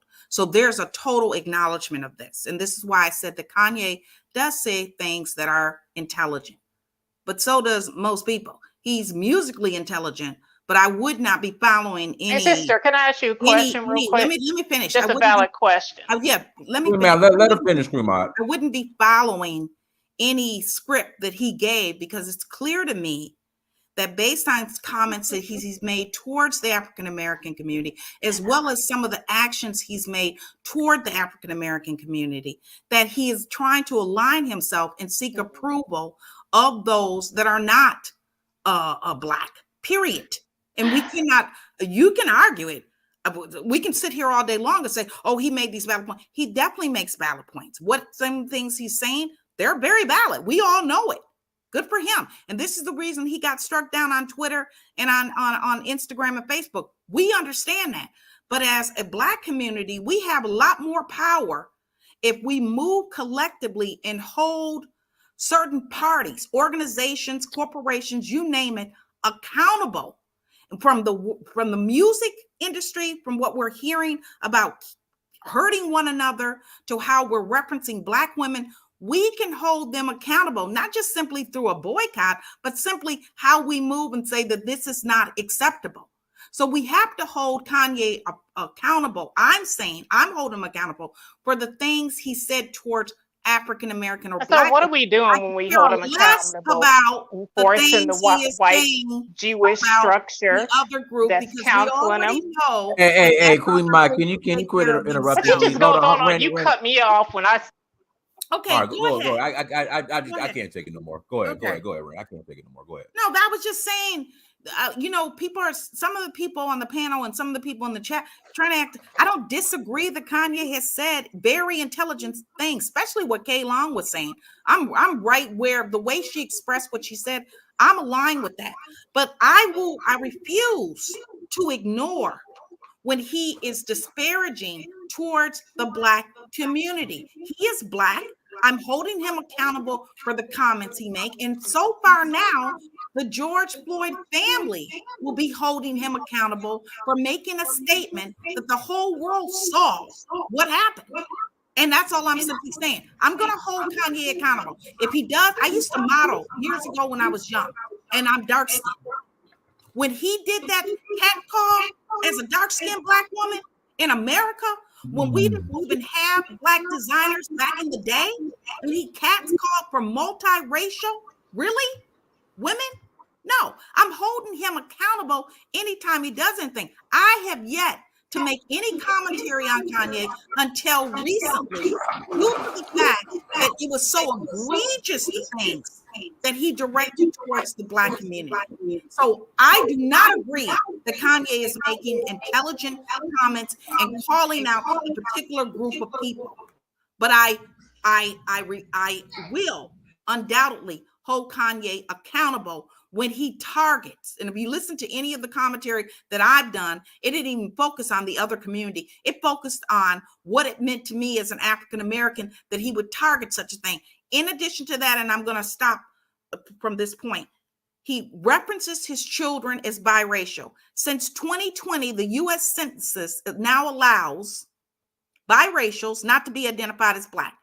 America is one of the only places that identify biracial as Black. In South Africa, they're considered colored.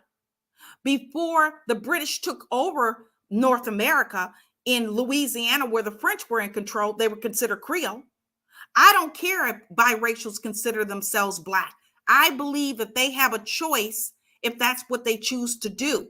But him referencing his own children as Black, when he didn't even try to marry a Black woman to make his children look Black. Hey, let's pass it to two. Go ahead, Nigel. And then we'll pass it to you, Kayla. Go ahead, Nigel. I'm finished. Yeah, George Bush doesn't care about Black people. Thanks for having me and Diners, and greetings to everyone on the panel, chat, and the viewers. Yeah, I think Kanye West is like an anarchist. He spews out accurate and inaccurate things. It doesn't even matter anymore. And in the end, he's making a whole load of money. I think that I have perspective for that one. Some of the things he says about the community is very, very, all over the place. He can one day sound as if he's Black, the next minute sound as if he's for this. I think if you follow Kanye West's utterances, I think he'll probably be lost in the weeds somewhere along the line. But that said, the reason why people like him are doing well now is because the left, they like to think that they are very clever. They have been proven to be too clever by half. Some of the serious things they've done to the community and the lies they've told. And if you look at what the liberals are doing with all these LGBT stuff, cancel culture, even Obama is talking against it, trying out loud. Obama is calling it out too. The whole thing is out of control. And if you look at what they are doing to the community, look at what happened with George Floyd. Not even one significant action was taken. Not one. and yet they pretend as if they are the ones that care. And look at the Planned Parenthood history, and you see Kanye West about these some of things, but he's highlighting things that are comfortable for the West, the left to consider that they are responsible for. And this is why no matter what he says, the right will be like, you know what, no matter how hideous he sounds, we prefer him over those crazies that think that our 5-year-old child is biased in different identities and all the rest of it. So Kanye West is doing something, he's shaking up things. And maybe that needs to happen. And even if it's to the Jews, I don't know why people pretend as if it's 3-letter word. You are scared of calling it. See, the thing about the Jews, the way I look at it is that they are just human beings like every one of us. They've gone through very tough times and they've come through it the other way. And someday, African Americans, if they are blessed enough to get to the position where the Jews get to, they will understand where the Jews are coming from. That's why they don't take chances. African Americans have gone through hell. The moment they make it, you'll find that they will be paranoid and they will not take prisoners. Anybody that comes after them, they will have to answer for it. And I hope that comes someday when Americans band themselves together and are able to protect their own interests. This thing where we talk about people taking our voice, nobody cares. You hear the Jews talking about those things, or Indians caring about. Everybody moving with their own strategy to achieve power the way they can. That's what we should be wondering. Why does he care about talking about Jews? If there's anything you want to learn about Jews, that they do everything to at least help themselves, and that's what they are supposed to do. We are supposed to be doing everything to help ourselves. Criticizing them is not going to do us any good, because I fear for Kanye West now.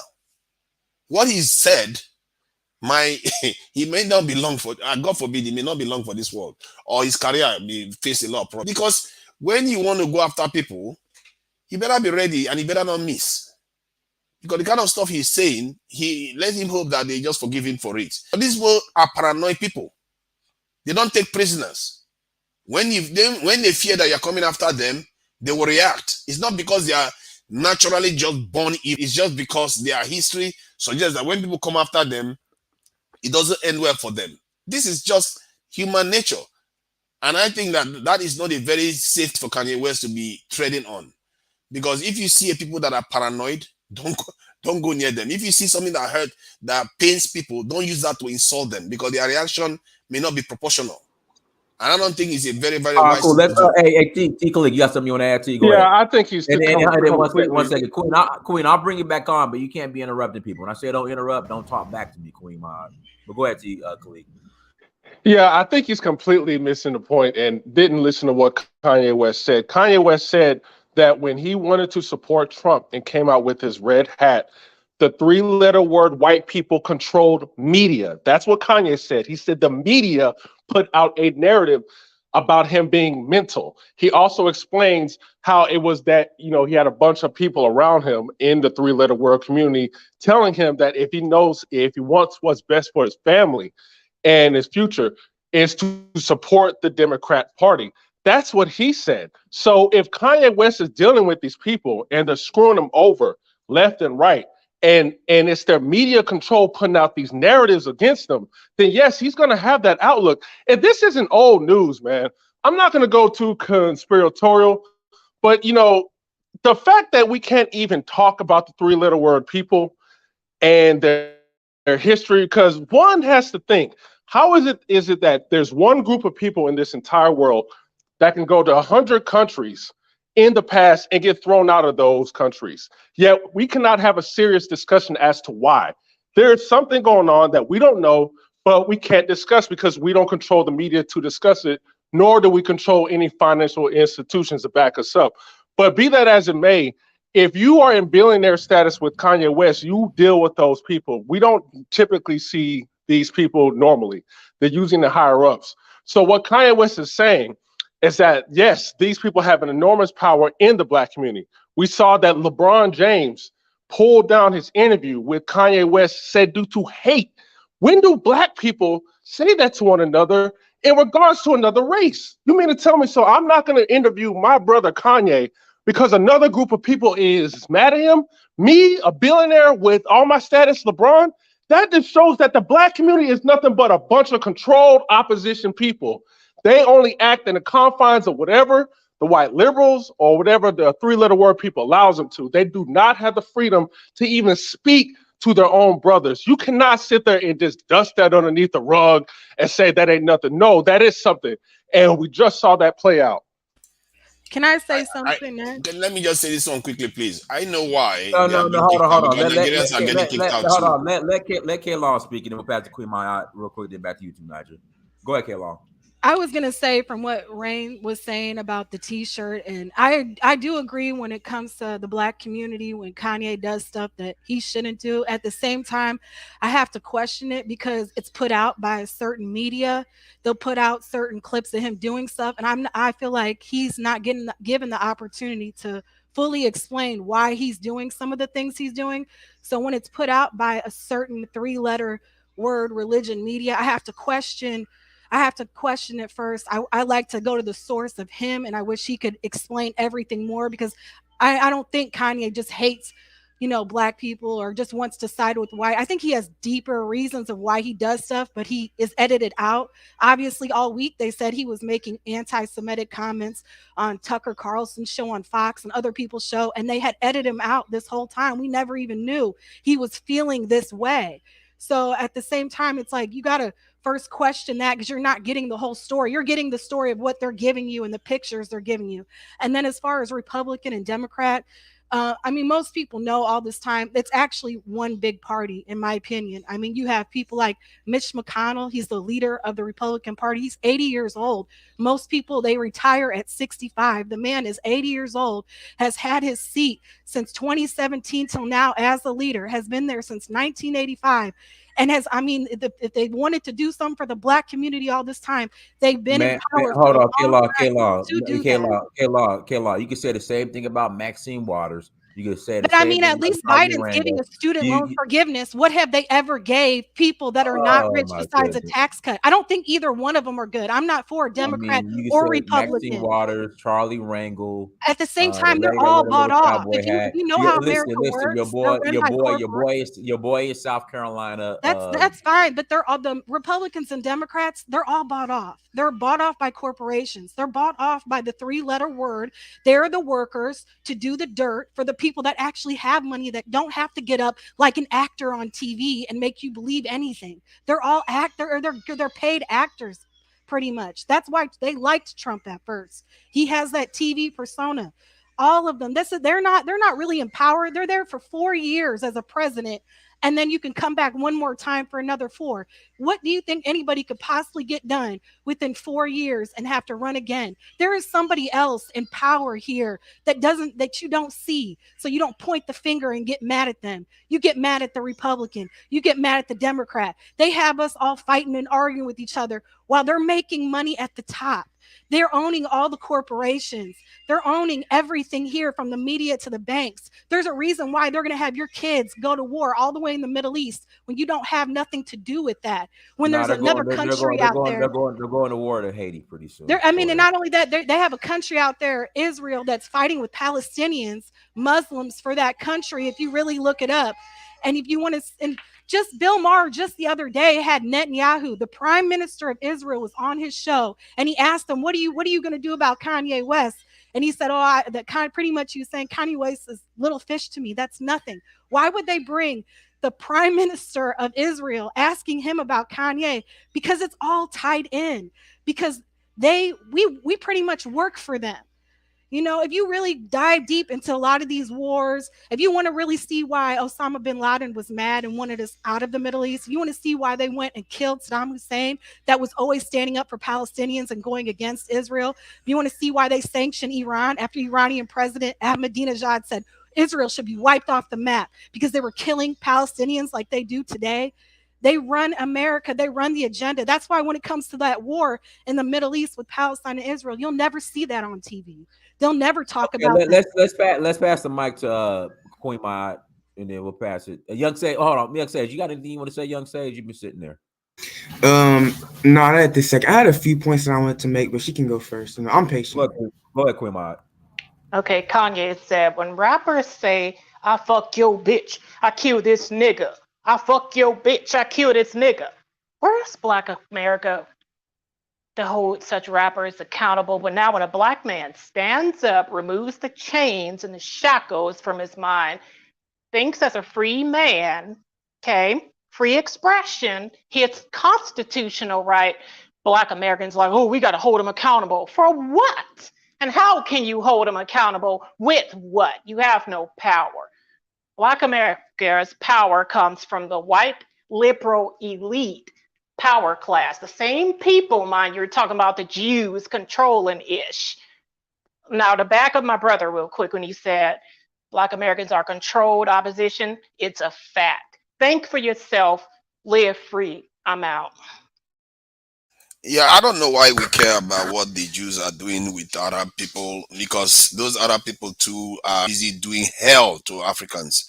And we shouldn't care about what they are doing. We should be caring about our own selves. And I think this is, what the lady said, controlled this thing, opposition. This is what is going on. We care about issues when we should be caring about ourselves. We shouldn't care about political parties. We should be caring about ourselves. If they want something from us, they better have something to offer to us. That is the name of the game of this world.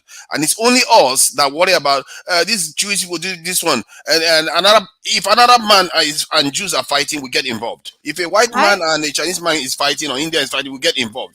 Why are we getting involved? We should be fighting for ourselves. I agree. We shouldn't be involved. And that's the point, is that they're getting involved with us. What? We should let them do what they want. But if you look at every president you have, they will always say, I stand with Israel. I stand with it, which is fine. But why don't you let them do what they need to do on their own and stop giving them all the weapons to do that? Well, hold on. What Mike? Let's pass. Can I say one more thing besides the Middle East? You got 20 seconds. Right. And to back away from the Middle East thing, because that could be deep and you could go down your own rabbit hole with that. But if you want to stick to we don't America, care about the Middle East.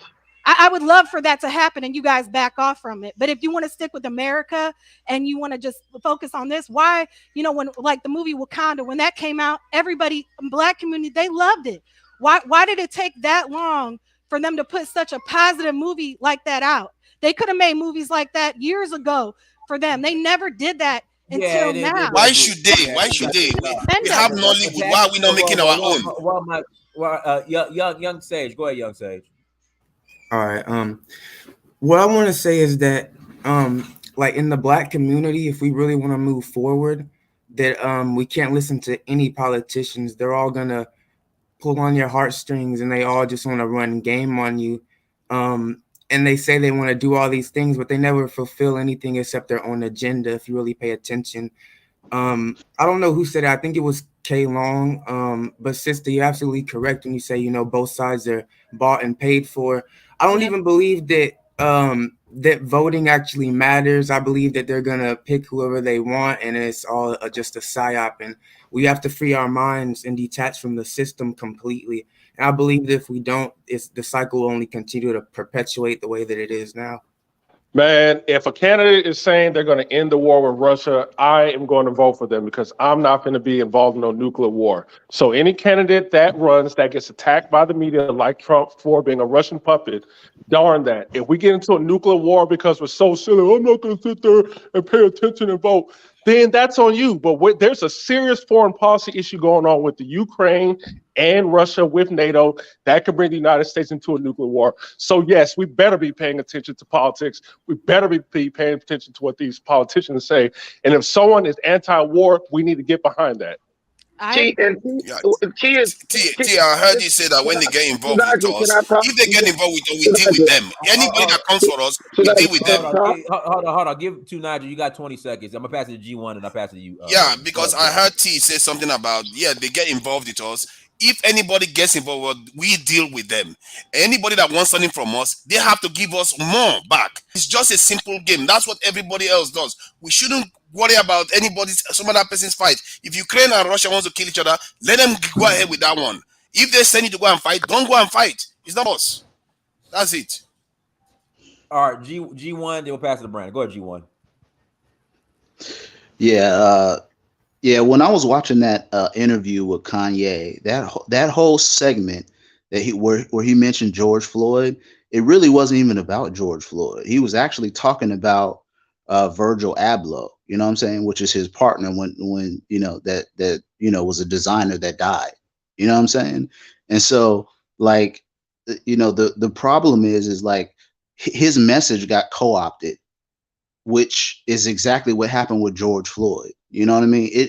Whether George Floyd died from Derek Chauvin or not, I think he did. You know what I'm saying? The police officer killed him. The problem with George Floyd is that he got co-opted, just like Black Lives Matter got co-opted. You know what I'm saying? And our problem in the Black community is, our number one issue is when our symbols or our leaders or our ideas, whether it's hip hop or whatever, whether it's BET, when it gets co-opted, we don't know how to let it go. You know what I'm saying? We can't gatekeep it to the level where it doesn't get co-opted. But when it gets co-opted, you know what I'm saying, by the dominant society, we got to learn to let it go. You know what I'm saying? We can't have a sacred cow, you know what I'm saying, where the idea is not owned, controlled, and operated by us. You know what I'm saying? And so that's really what Kanye is getting after. You know what I mean? When I saw the White Lives Matter, you know, T-shirt, it's like it's in direct opposition to Black Lives Matter, which is co-opted blackness that, you know what I'm saying, that at its core is anti-Black. That's And, it. you know, So no, I just have to piggyback off the co-opted, because I'm so glad you brought that up, because Tunaja keeps saying we shouldn't worry about what the three-letter word people are doing. Well, they dang sure worry about what we're doing, because how come they're always buying up our media platforms? Why do you think another race who don't even share our skin color and our culture will want to buy a media platform ran by Black people and then inject their propaganda into our community? You don't see that power struggle going. You don't maybe think they want to shape the way you think and shape the way you behave. How do you just ignore that and say, we're just going to ignore this aggression and focus on something else? I'm saying we shouldn't. I think what we see, Brandon has said it before. What we tend to do is that we start talking. It's actually my turn. Brandon, just hold on. Brandon, just hold on. It's my turn. Let Brandon go ahead, Brandon. No, Tunaja, just shut your mouth, because I let T. Khalik speak because he speaks common sense. Fair point. You, Tunaja, you are a flip-flopping liar. You were okay. You didn't even admit. Okay, listen. I know it's funny. You won't even admit that. You won't even admit that you were wrong about Joe Biden. I've told you that before. I knew I was wrong. Come on, man, stop it. I didn't admit it. So clearly, when you listen to these people talk, they don't really understand what's going on in America. They're just giving their opinion. T. Khalik, you're 100% correct with what you say, because here's the thing. The Mexican guy who was on here on Sunday, right? He made a great point. He said, focus on the family, right? And that will guide you when it comes to what you should or shouldn't support going forward, right? You don't have to, if you focused on the family, you would have never got pulled into BLM. If you focused on the family, you would never get fooled by Democratic lies, right? You wouldn't have to decide whether you were going to vote for Trump or Biden if you were focused on the family. Because when you focus on your family, you focus on what's best for them. So when you make a decision, it's not really even a decision, because it's all predetermined by what's best for your family. BLM wanted to destroy the Black family. So they were against the Black nuclear family. So that right there, if you would have looked at their mission statement, you would have saw that BLM was not for you or for anybody who wanted to build a Black family. Instead of acknowledging it and acting based on it, we saw it, we ignored it, and we kept going forward. The Jews, any of these people, look at rap music. Even what T. Khalik, this is the only misstep I think you made when you said, well, they're worried about us and all that stuff. No, they're selling a product that we want to consume. Like Dinah said, it's business. If you love your family and you don't want your son walking down the street under the risk of getting shot and killed, right? You're not going to promote or buy music that enriches and empowers and promotes people who talk about those things. You're not going to hesitate to call the cops on a drug dealer or a gang member because, oh, that stops snitching if you care about your family. So we don't have to have like this high-minded understanding of every secret society that's on earth. All we have to do is the same thing that the Jews do, the Asians do, the whites do, and the Mexicans do. All they do is put family first. And they only do things based on what's going to benefit their family. We are the only group of people who promote, support, and consume products that destroy our families, right? We're the only group that does that, who promotes things that destroy the family. We're the only group of people where there are men rapping and regurgitating the lyrics to music that talks about killing people who look just like them, and at the end of the day might even result in their death. We have a death culture. You don't need to know the secrets of the Jews. I love what Kanye did. He's right. They control everything. But guess what? He's giving you information so you can act on that information. He's not giving you information so that you can overanalyze it, complain about the different irrelevant nuances of the situation. We hear, hey man, the Jews is making black people kiss the ring or sell out, you know what I'm saying, to have access to this or access to that. They wouldn't put out this t-shirt because I spoke up about Jewish stuff. That was so you could do what he did. He went and bought a media outlet. And let me say this one last thing, Dennis. I know I've been talking. Who put out the shirt that said White Lives Matter? If you listen to Kanye West's interview, he said that the Jewish guy was happy to put out the shirt that said White Lives Matter.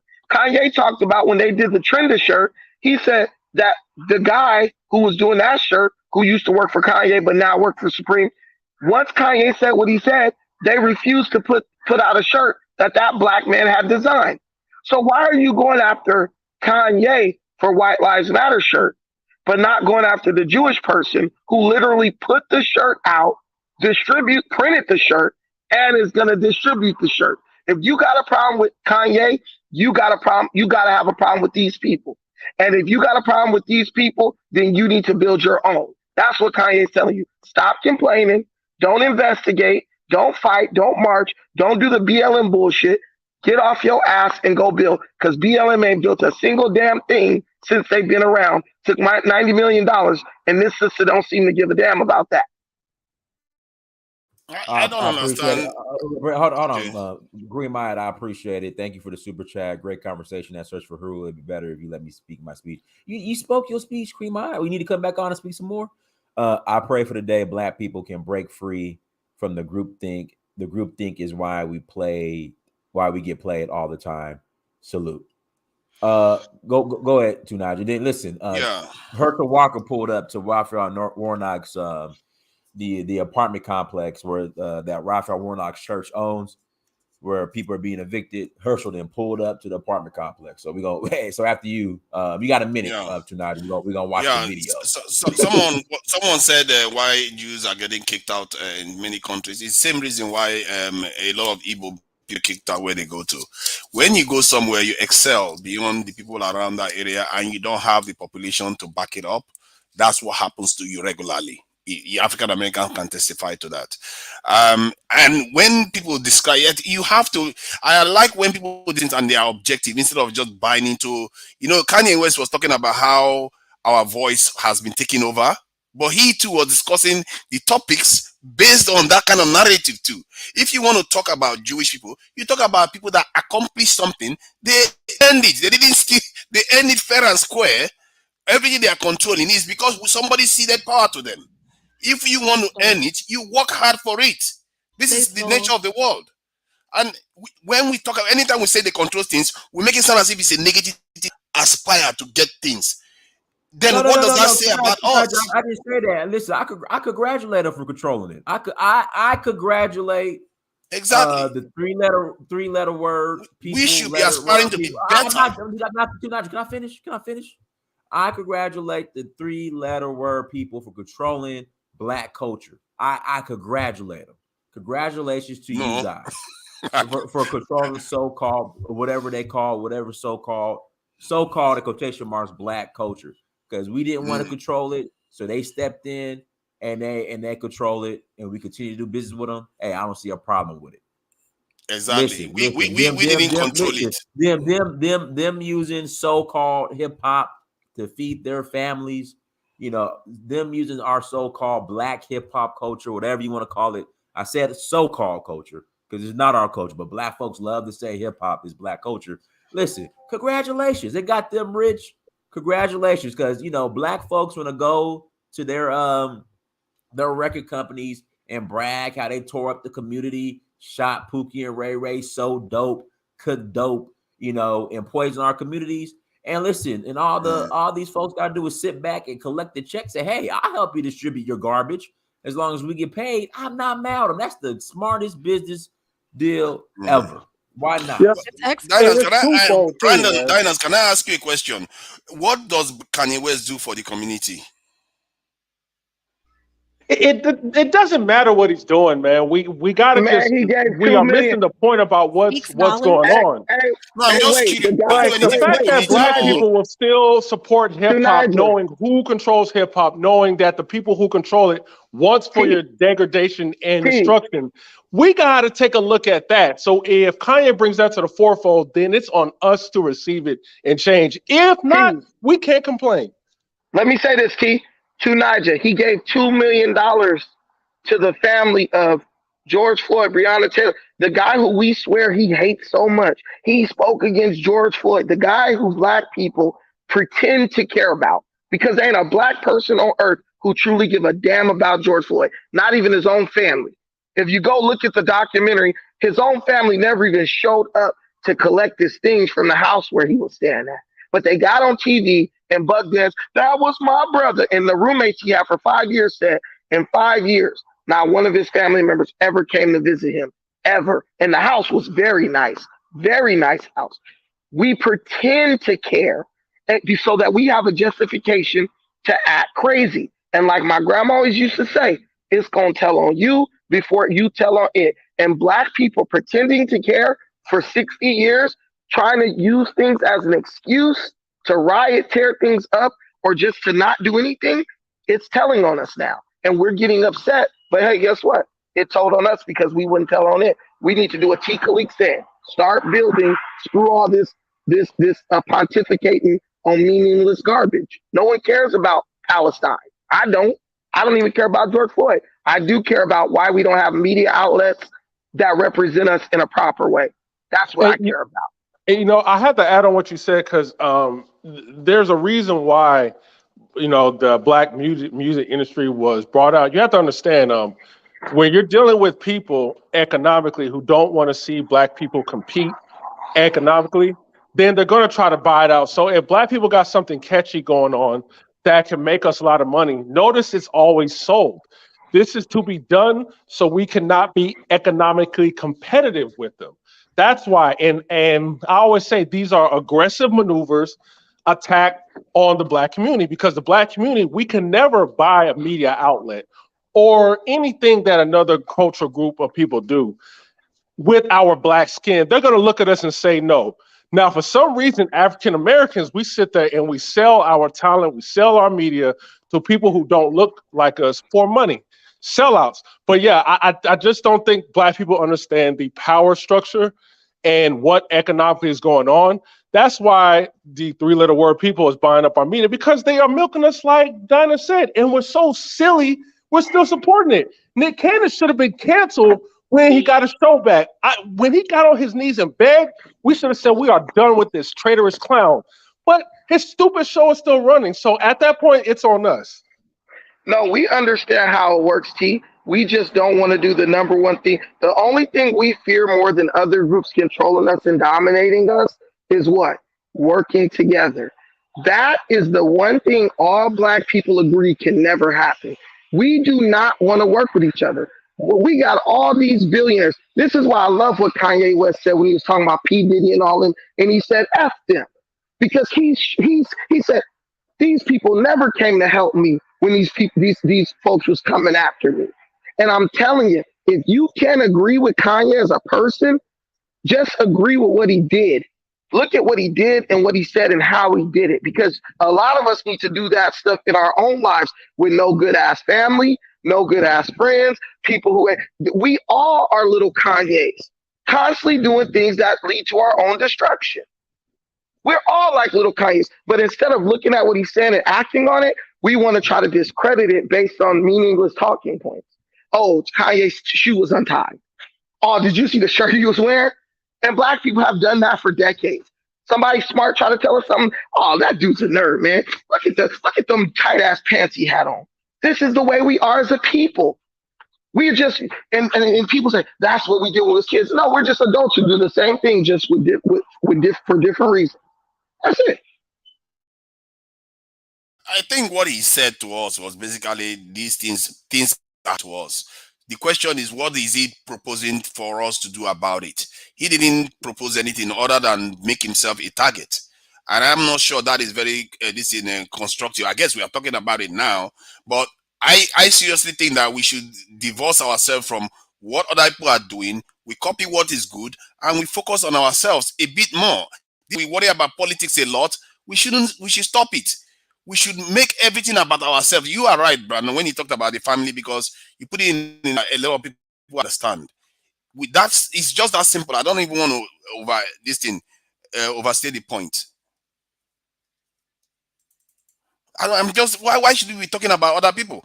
We have a lot of problem. As a matter of fact, we have the worst problem in the world. We are at the bottom of every totem pole. We are always targeted from the continent to America. Look at Haiti now. On and on, and we are worrying about other people's problem.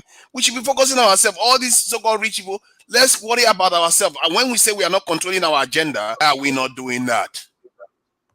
Why are we not doing those things? All right, let's take a commercial break. We're about to watch Herschel Walker pulled up to Raphael Warnock's his church's apartment complex where they allegedly, well, not even allegedly, they're attempting to. In fact, let's watch the video. Attempting to evict folks for having unpaid rent of $30. So here we go. Money in this state to help those folks who cannot pay their rent. So before we think about putting men and women out on the street and our veterans who served their country faithfully, we need to see about helping them. Should we not? Are we not our brother and our sisters keepers? Are we not charged to take care of those people who cannot stand up and speak for themselves, who don't have the means in order to take care of their basic needs? So, we as Georgians should ask the question of Senator Warnock, what did you do with that money? Why are these people living in circumstances where elevators need to be repaired? They're not taking care of the grounds. Elevators are not being repaired. Basic maintenance is not being taken care of. But you got over 1.25 million in the bank. Talk to me. Every single person within the sound of my voice should want to know what happened to that money and why. If we're getting this money, and this is for every organization that's a nonprofit in the state of Georgia, why aren't you doing what you're supposed to do with that money? I want to know. Talk to me. As I ride thousands of miles all across the state of Georgia to help people from sun up to sundown, I don't just talk the talk, I walk it as well. I walk it as well. So, with that said, another warrior who is fighting tirelessly for the people of Georgia, who has the heart and the strength and the faith to stand for those who don't have a voice, who is seeking answers, the same as me and all of these other folks behind me, and the other folks you don't see here today. I'd like to welcome the next U.S. Senator of Georgia, Herschel Walker.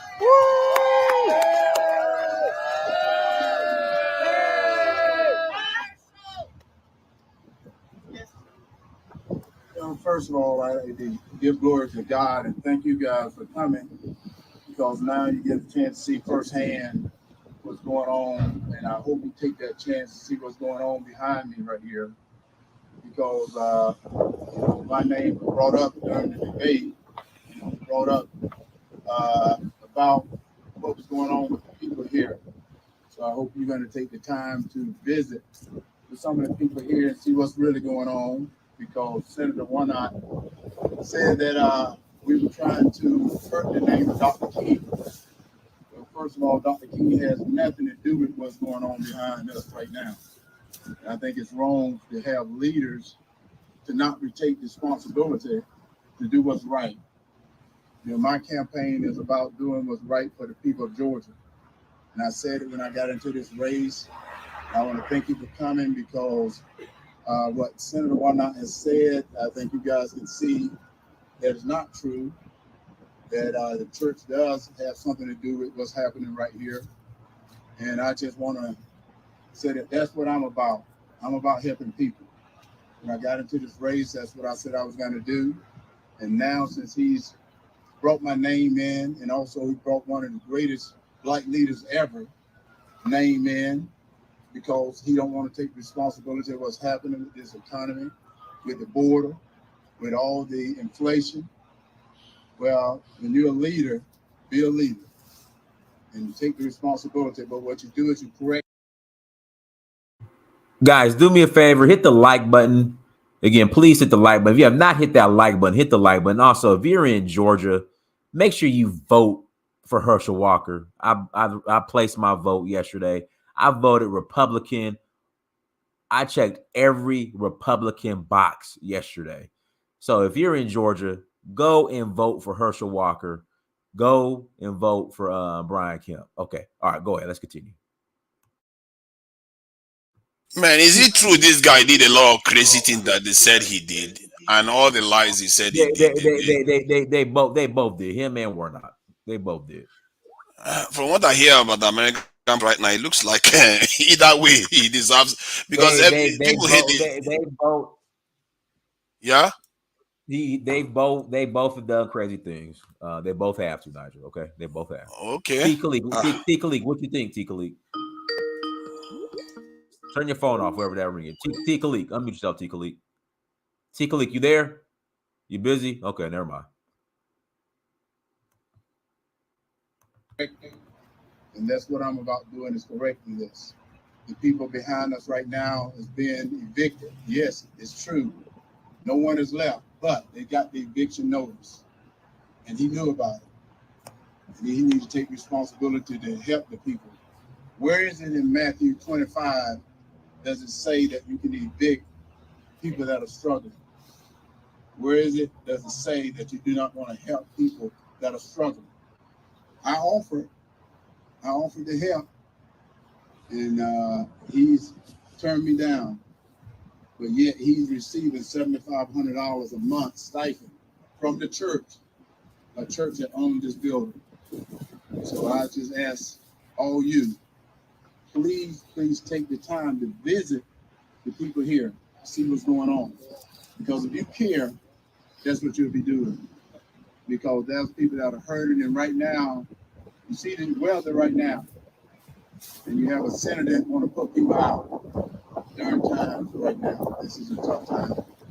So I will continue to fight for people like this. I'll continue to fight, and I want to thank you again for coming, and thank all you here for being here. And I'm going to take a couple of questions. You're so far back, I don't know if we can answer. If I can hear them. Yes, if you can hear the question. Any of the people behind you, have they received eviction notices? And if so, could they speak to us? No, we want you to go in and see the people behind us. That's the reason you're here. I hope you're going to go in and see the people behind us. That's the reason I brought you down here. You're here in Atlanta, and you have not come down to see this. So I brought you down here, so now you can go in and see the people right here. I hope you're going to go in. Are you going to do that or no? No, are you going to do that or no? Yes, but Oh, you want to go ahead? So that's the reason I brought you here. I brought you here to go down right here, walk over right here, walk over and visit the people, and we want to make sure you visit the people here. I answer the question. I just answered the question. Okay, next question. Next question. Next question. Answer the question. Answer the question. You're gonna go in and visit the people as well. You're going in and visit people. Got that question? Yes. Next question. Next. Yes. Go ahead. I got her right here.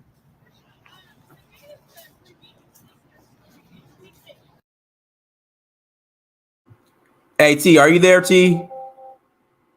T. Okay, I guess T left. Y'all didn't hear the Karens. What is this guy offering, though? What is he offering? Huh? What is he offering the black community that you said they should vote for him? I thought before Trump, we should support Trump because he was offering us something. What is this guy offering? Listen, I'm voting the Herschel Walker. Okay, that's another show. We'll do another show. T, you there, T?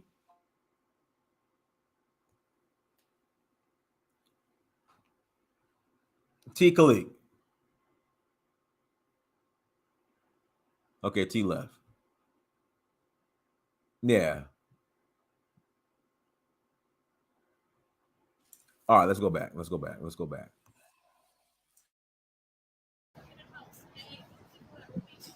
Yes, ma'am. Reverend One Night, if you heard the debate, he told me not to do it. And I said that he and I can go together. And I offer that right now. He and I go together right now and help the people right now and pay everyone up. And pay everyone up so he won't evict anyone right now.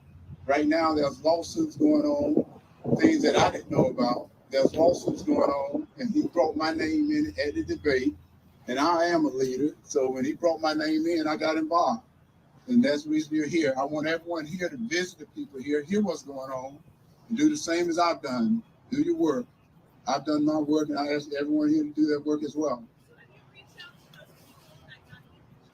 I reached out to Senator Warnock people at the church. I'm willing to pay up and do the things that I need to get done, and I hope he's going to do the same, and we can go together and pay up the people so they won't be evicted. That during these times here, this is. Hey, one thing he's offering, okay, that benefits everybody. This is not specifically for black people.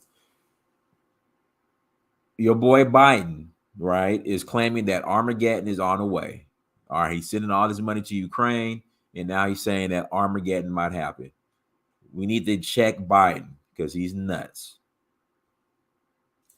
I think I concur. So he wants to help stop Biden. Okay, I think that's something because Trump. Right now, listen. Right now, we just gotta freaking get. Oh man, Biden is a problem. But say, okay, now Brandon, you are like the kind of person you go to Africa, you see all those sort of things. Well, like people don't they ever care anything about outside America at all? They like, look at Haiti now. Haitians are protesting that American troops are about to come into their country. These people not care anything about those about things. Because if the black community starts making this stuff their priority, their members will care about it too. And just like if this stuff was happening in Europe, now after all, that's what Biden is doing. Because Russia is attacking Ukraine. Another thing too, Niger. This whole, biological boys or males identifying as women to the point where they can now use the same locker rooms and play in the same sport leagues as women. That has to stop. That's just sick. Yeah, I think it's gone way too far. Yeah. So we need Herschel. We need Herschel Walker. Okay, we need Herschel Walker. Let's continue the video. Tough time. This weather is starting to get cold. I hope you feel that. So I don't want anyone evicted. And I'm a man of Christ. And I don't know anywhere in the Bible that someone is suffering that you leave them on the side of the road. Is anyone behind you really suffering? Yeah, I can't hear you, man.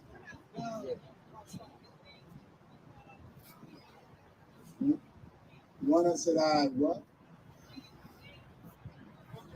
No, if you look at the file and Warnock's name is on the property, the Ebenezer Baptist Church owned this property, and his name is in the filing. The Senator Warnock. His name, Reverend Warnock, is in this filing of the property right here.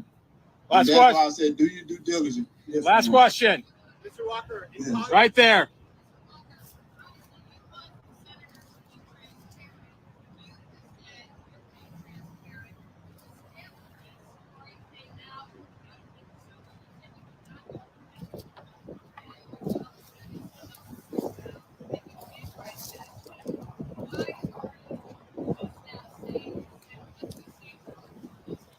But what I said is I found out what it was when I told everyone I found out was the same time I found out. And I've answered that question time and time again. And my campaign now has been about going forward because I've been honest. And let's be who's not been honest. The person not been honest is Senator Warnock because he said that he didn't know anything about this and he did know. He said he was going to go to Washington to represent us. He went to Washington and raised all the taxes and spent our money. He said he was going to represent women, but he put men in women's sports. He said that he was going to speak for the women, and he put men in women's sports. Reverend Warnock is one that's not being honest. And right now, he knows that it's time for him to step up and be a leader. At the debate, he didn't answer a question. Leaders take responsibility to be a leader. And I Man, this guy, man, the stuff I heard about him, I don't know if half of them were true. See, To Nigel, Warnock is guilty of the same thing.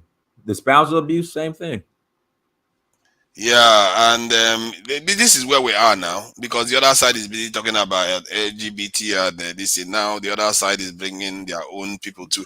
I feel like this is the race to the bottom, and we have to be careful about just taking sides just because we want to take to Listen, vote red. This. Listen, vote red. All right, vote Herschel Walker, vote Brian Kemp, vote red if you're in Georgia, wherever you guys are at, wherever you are at, you vote Republican. All right, we'll vote Republican over here. All right, everyone, thank you so much for joining. Like, share, subscribe. Until next time, family, Dynasty Mirror, Search for Uhuru.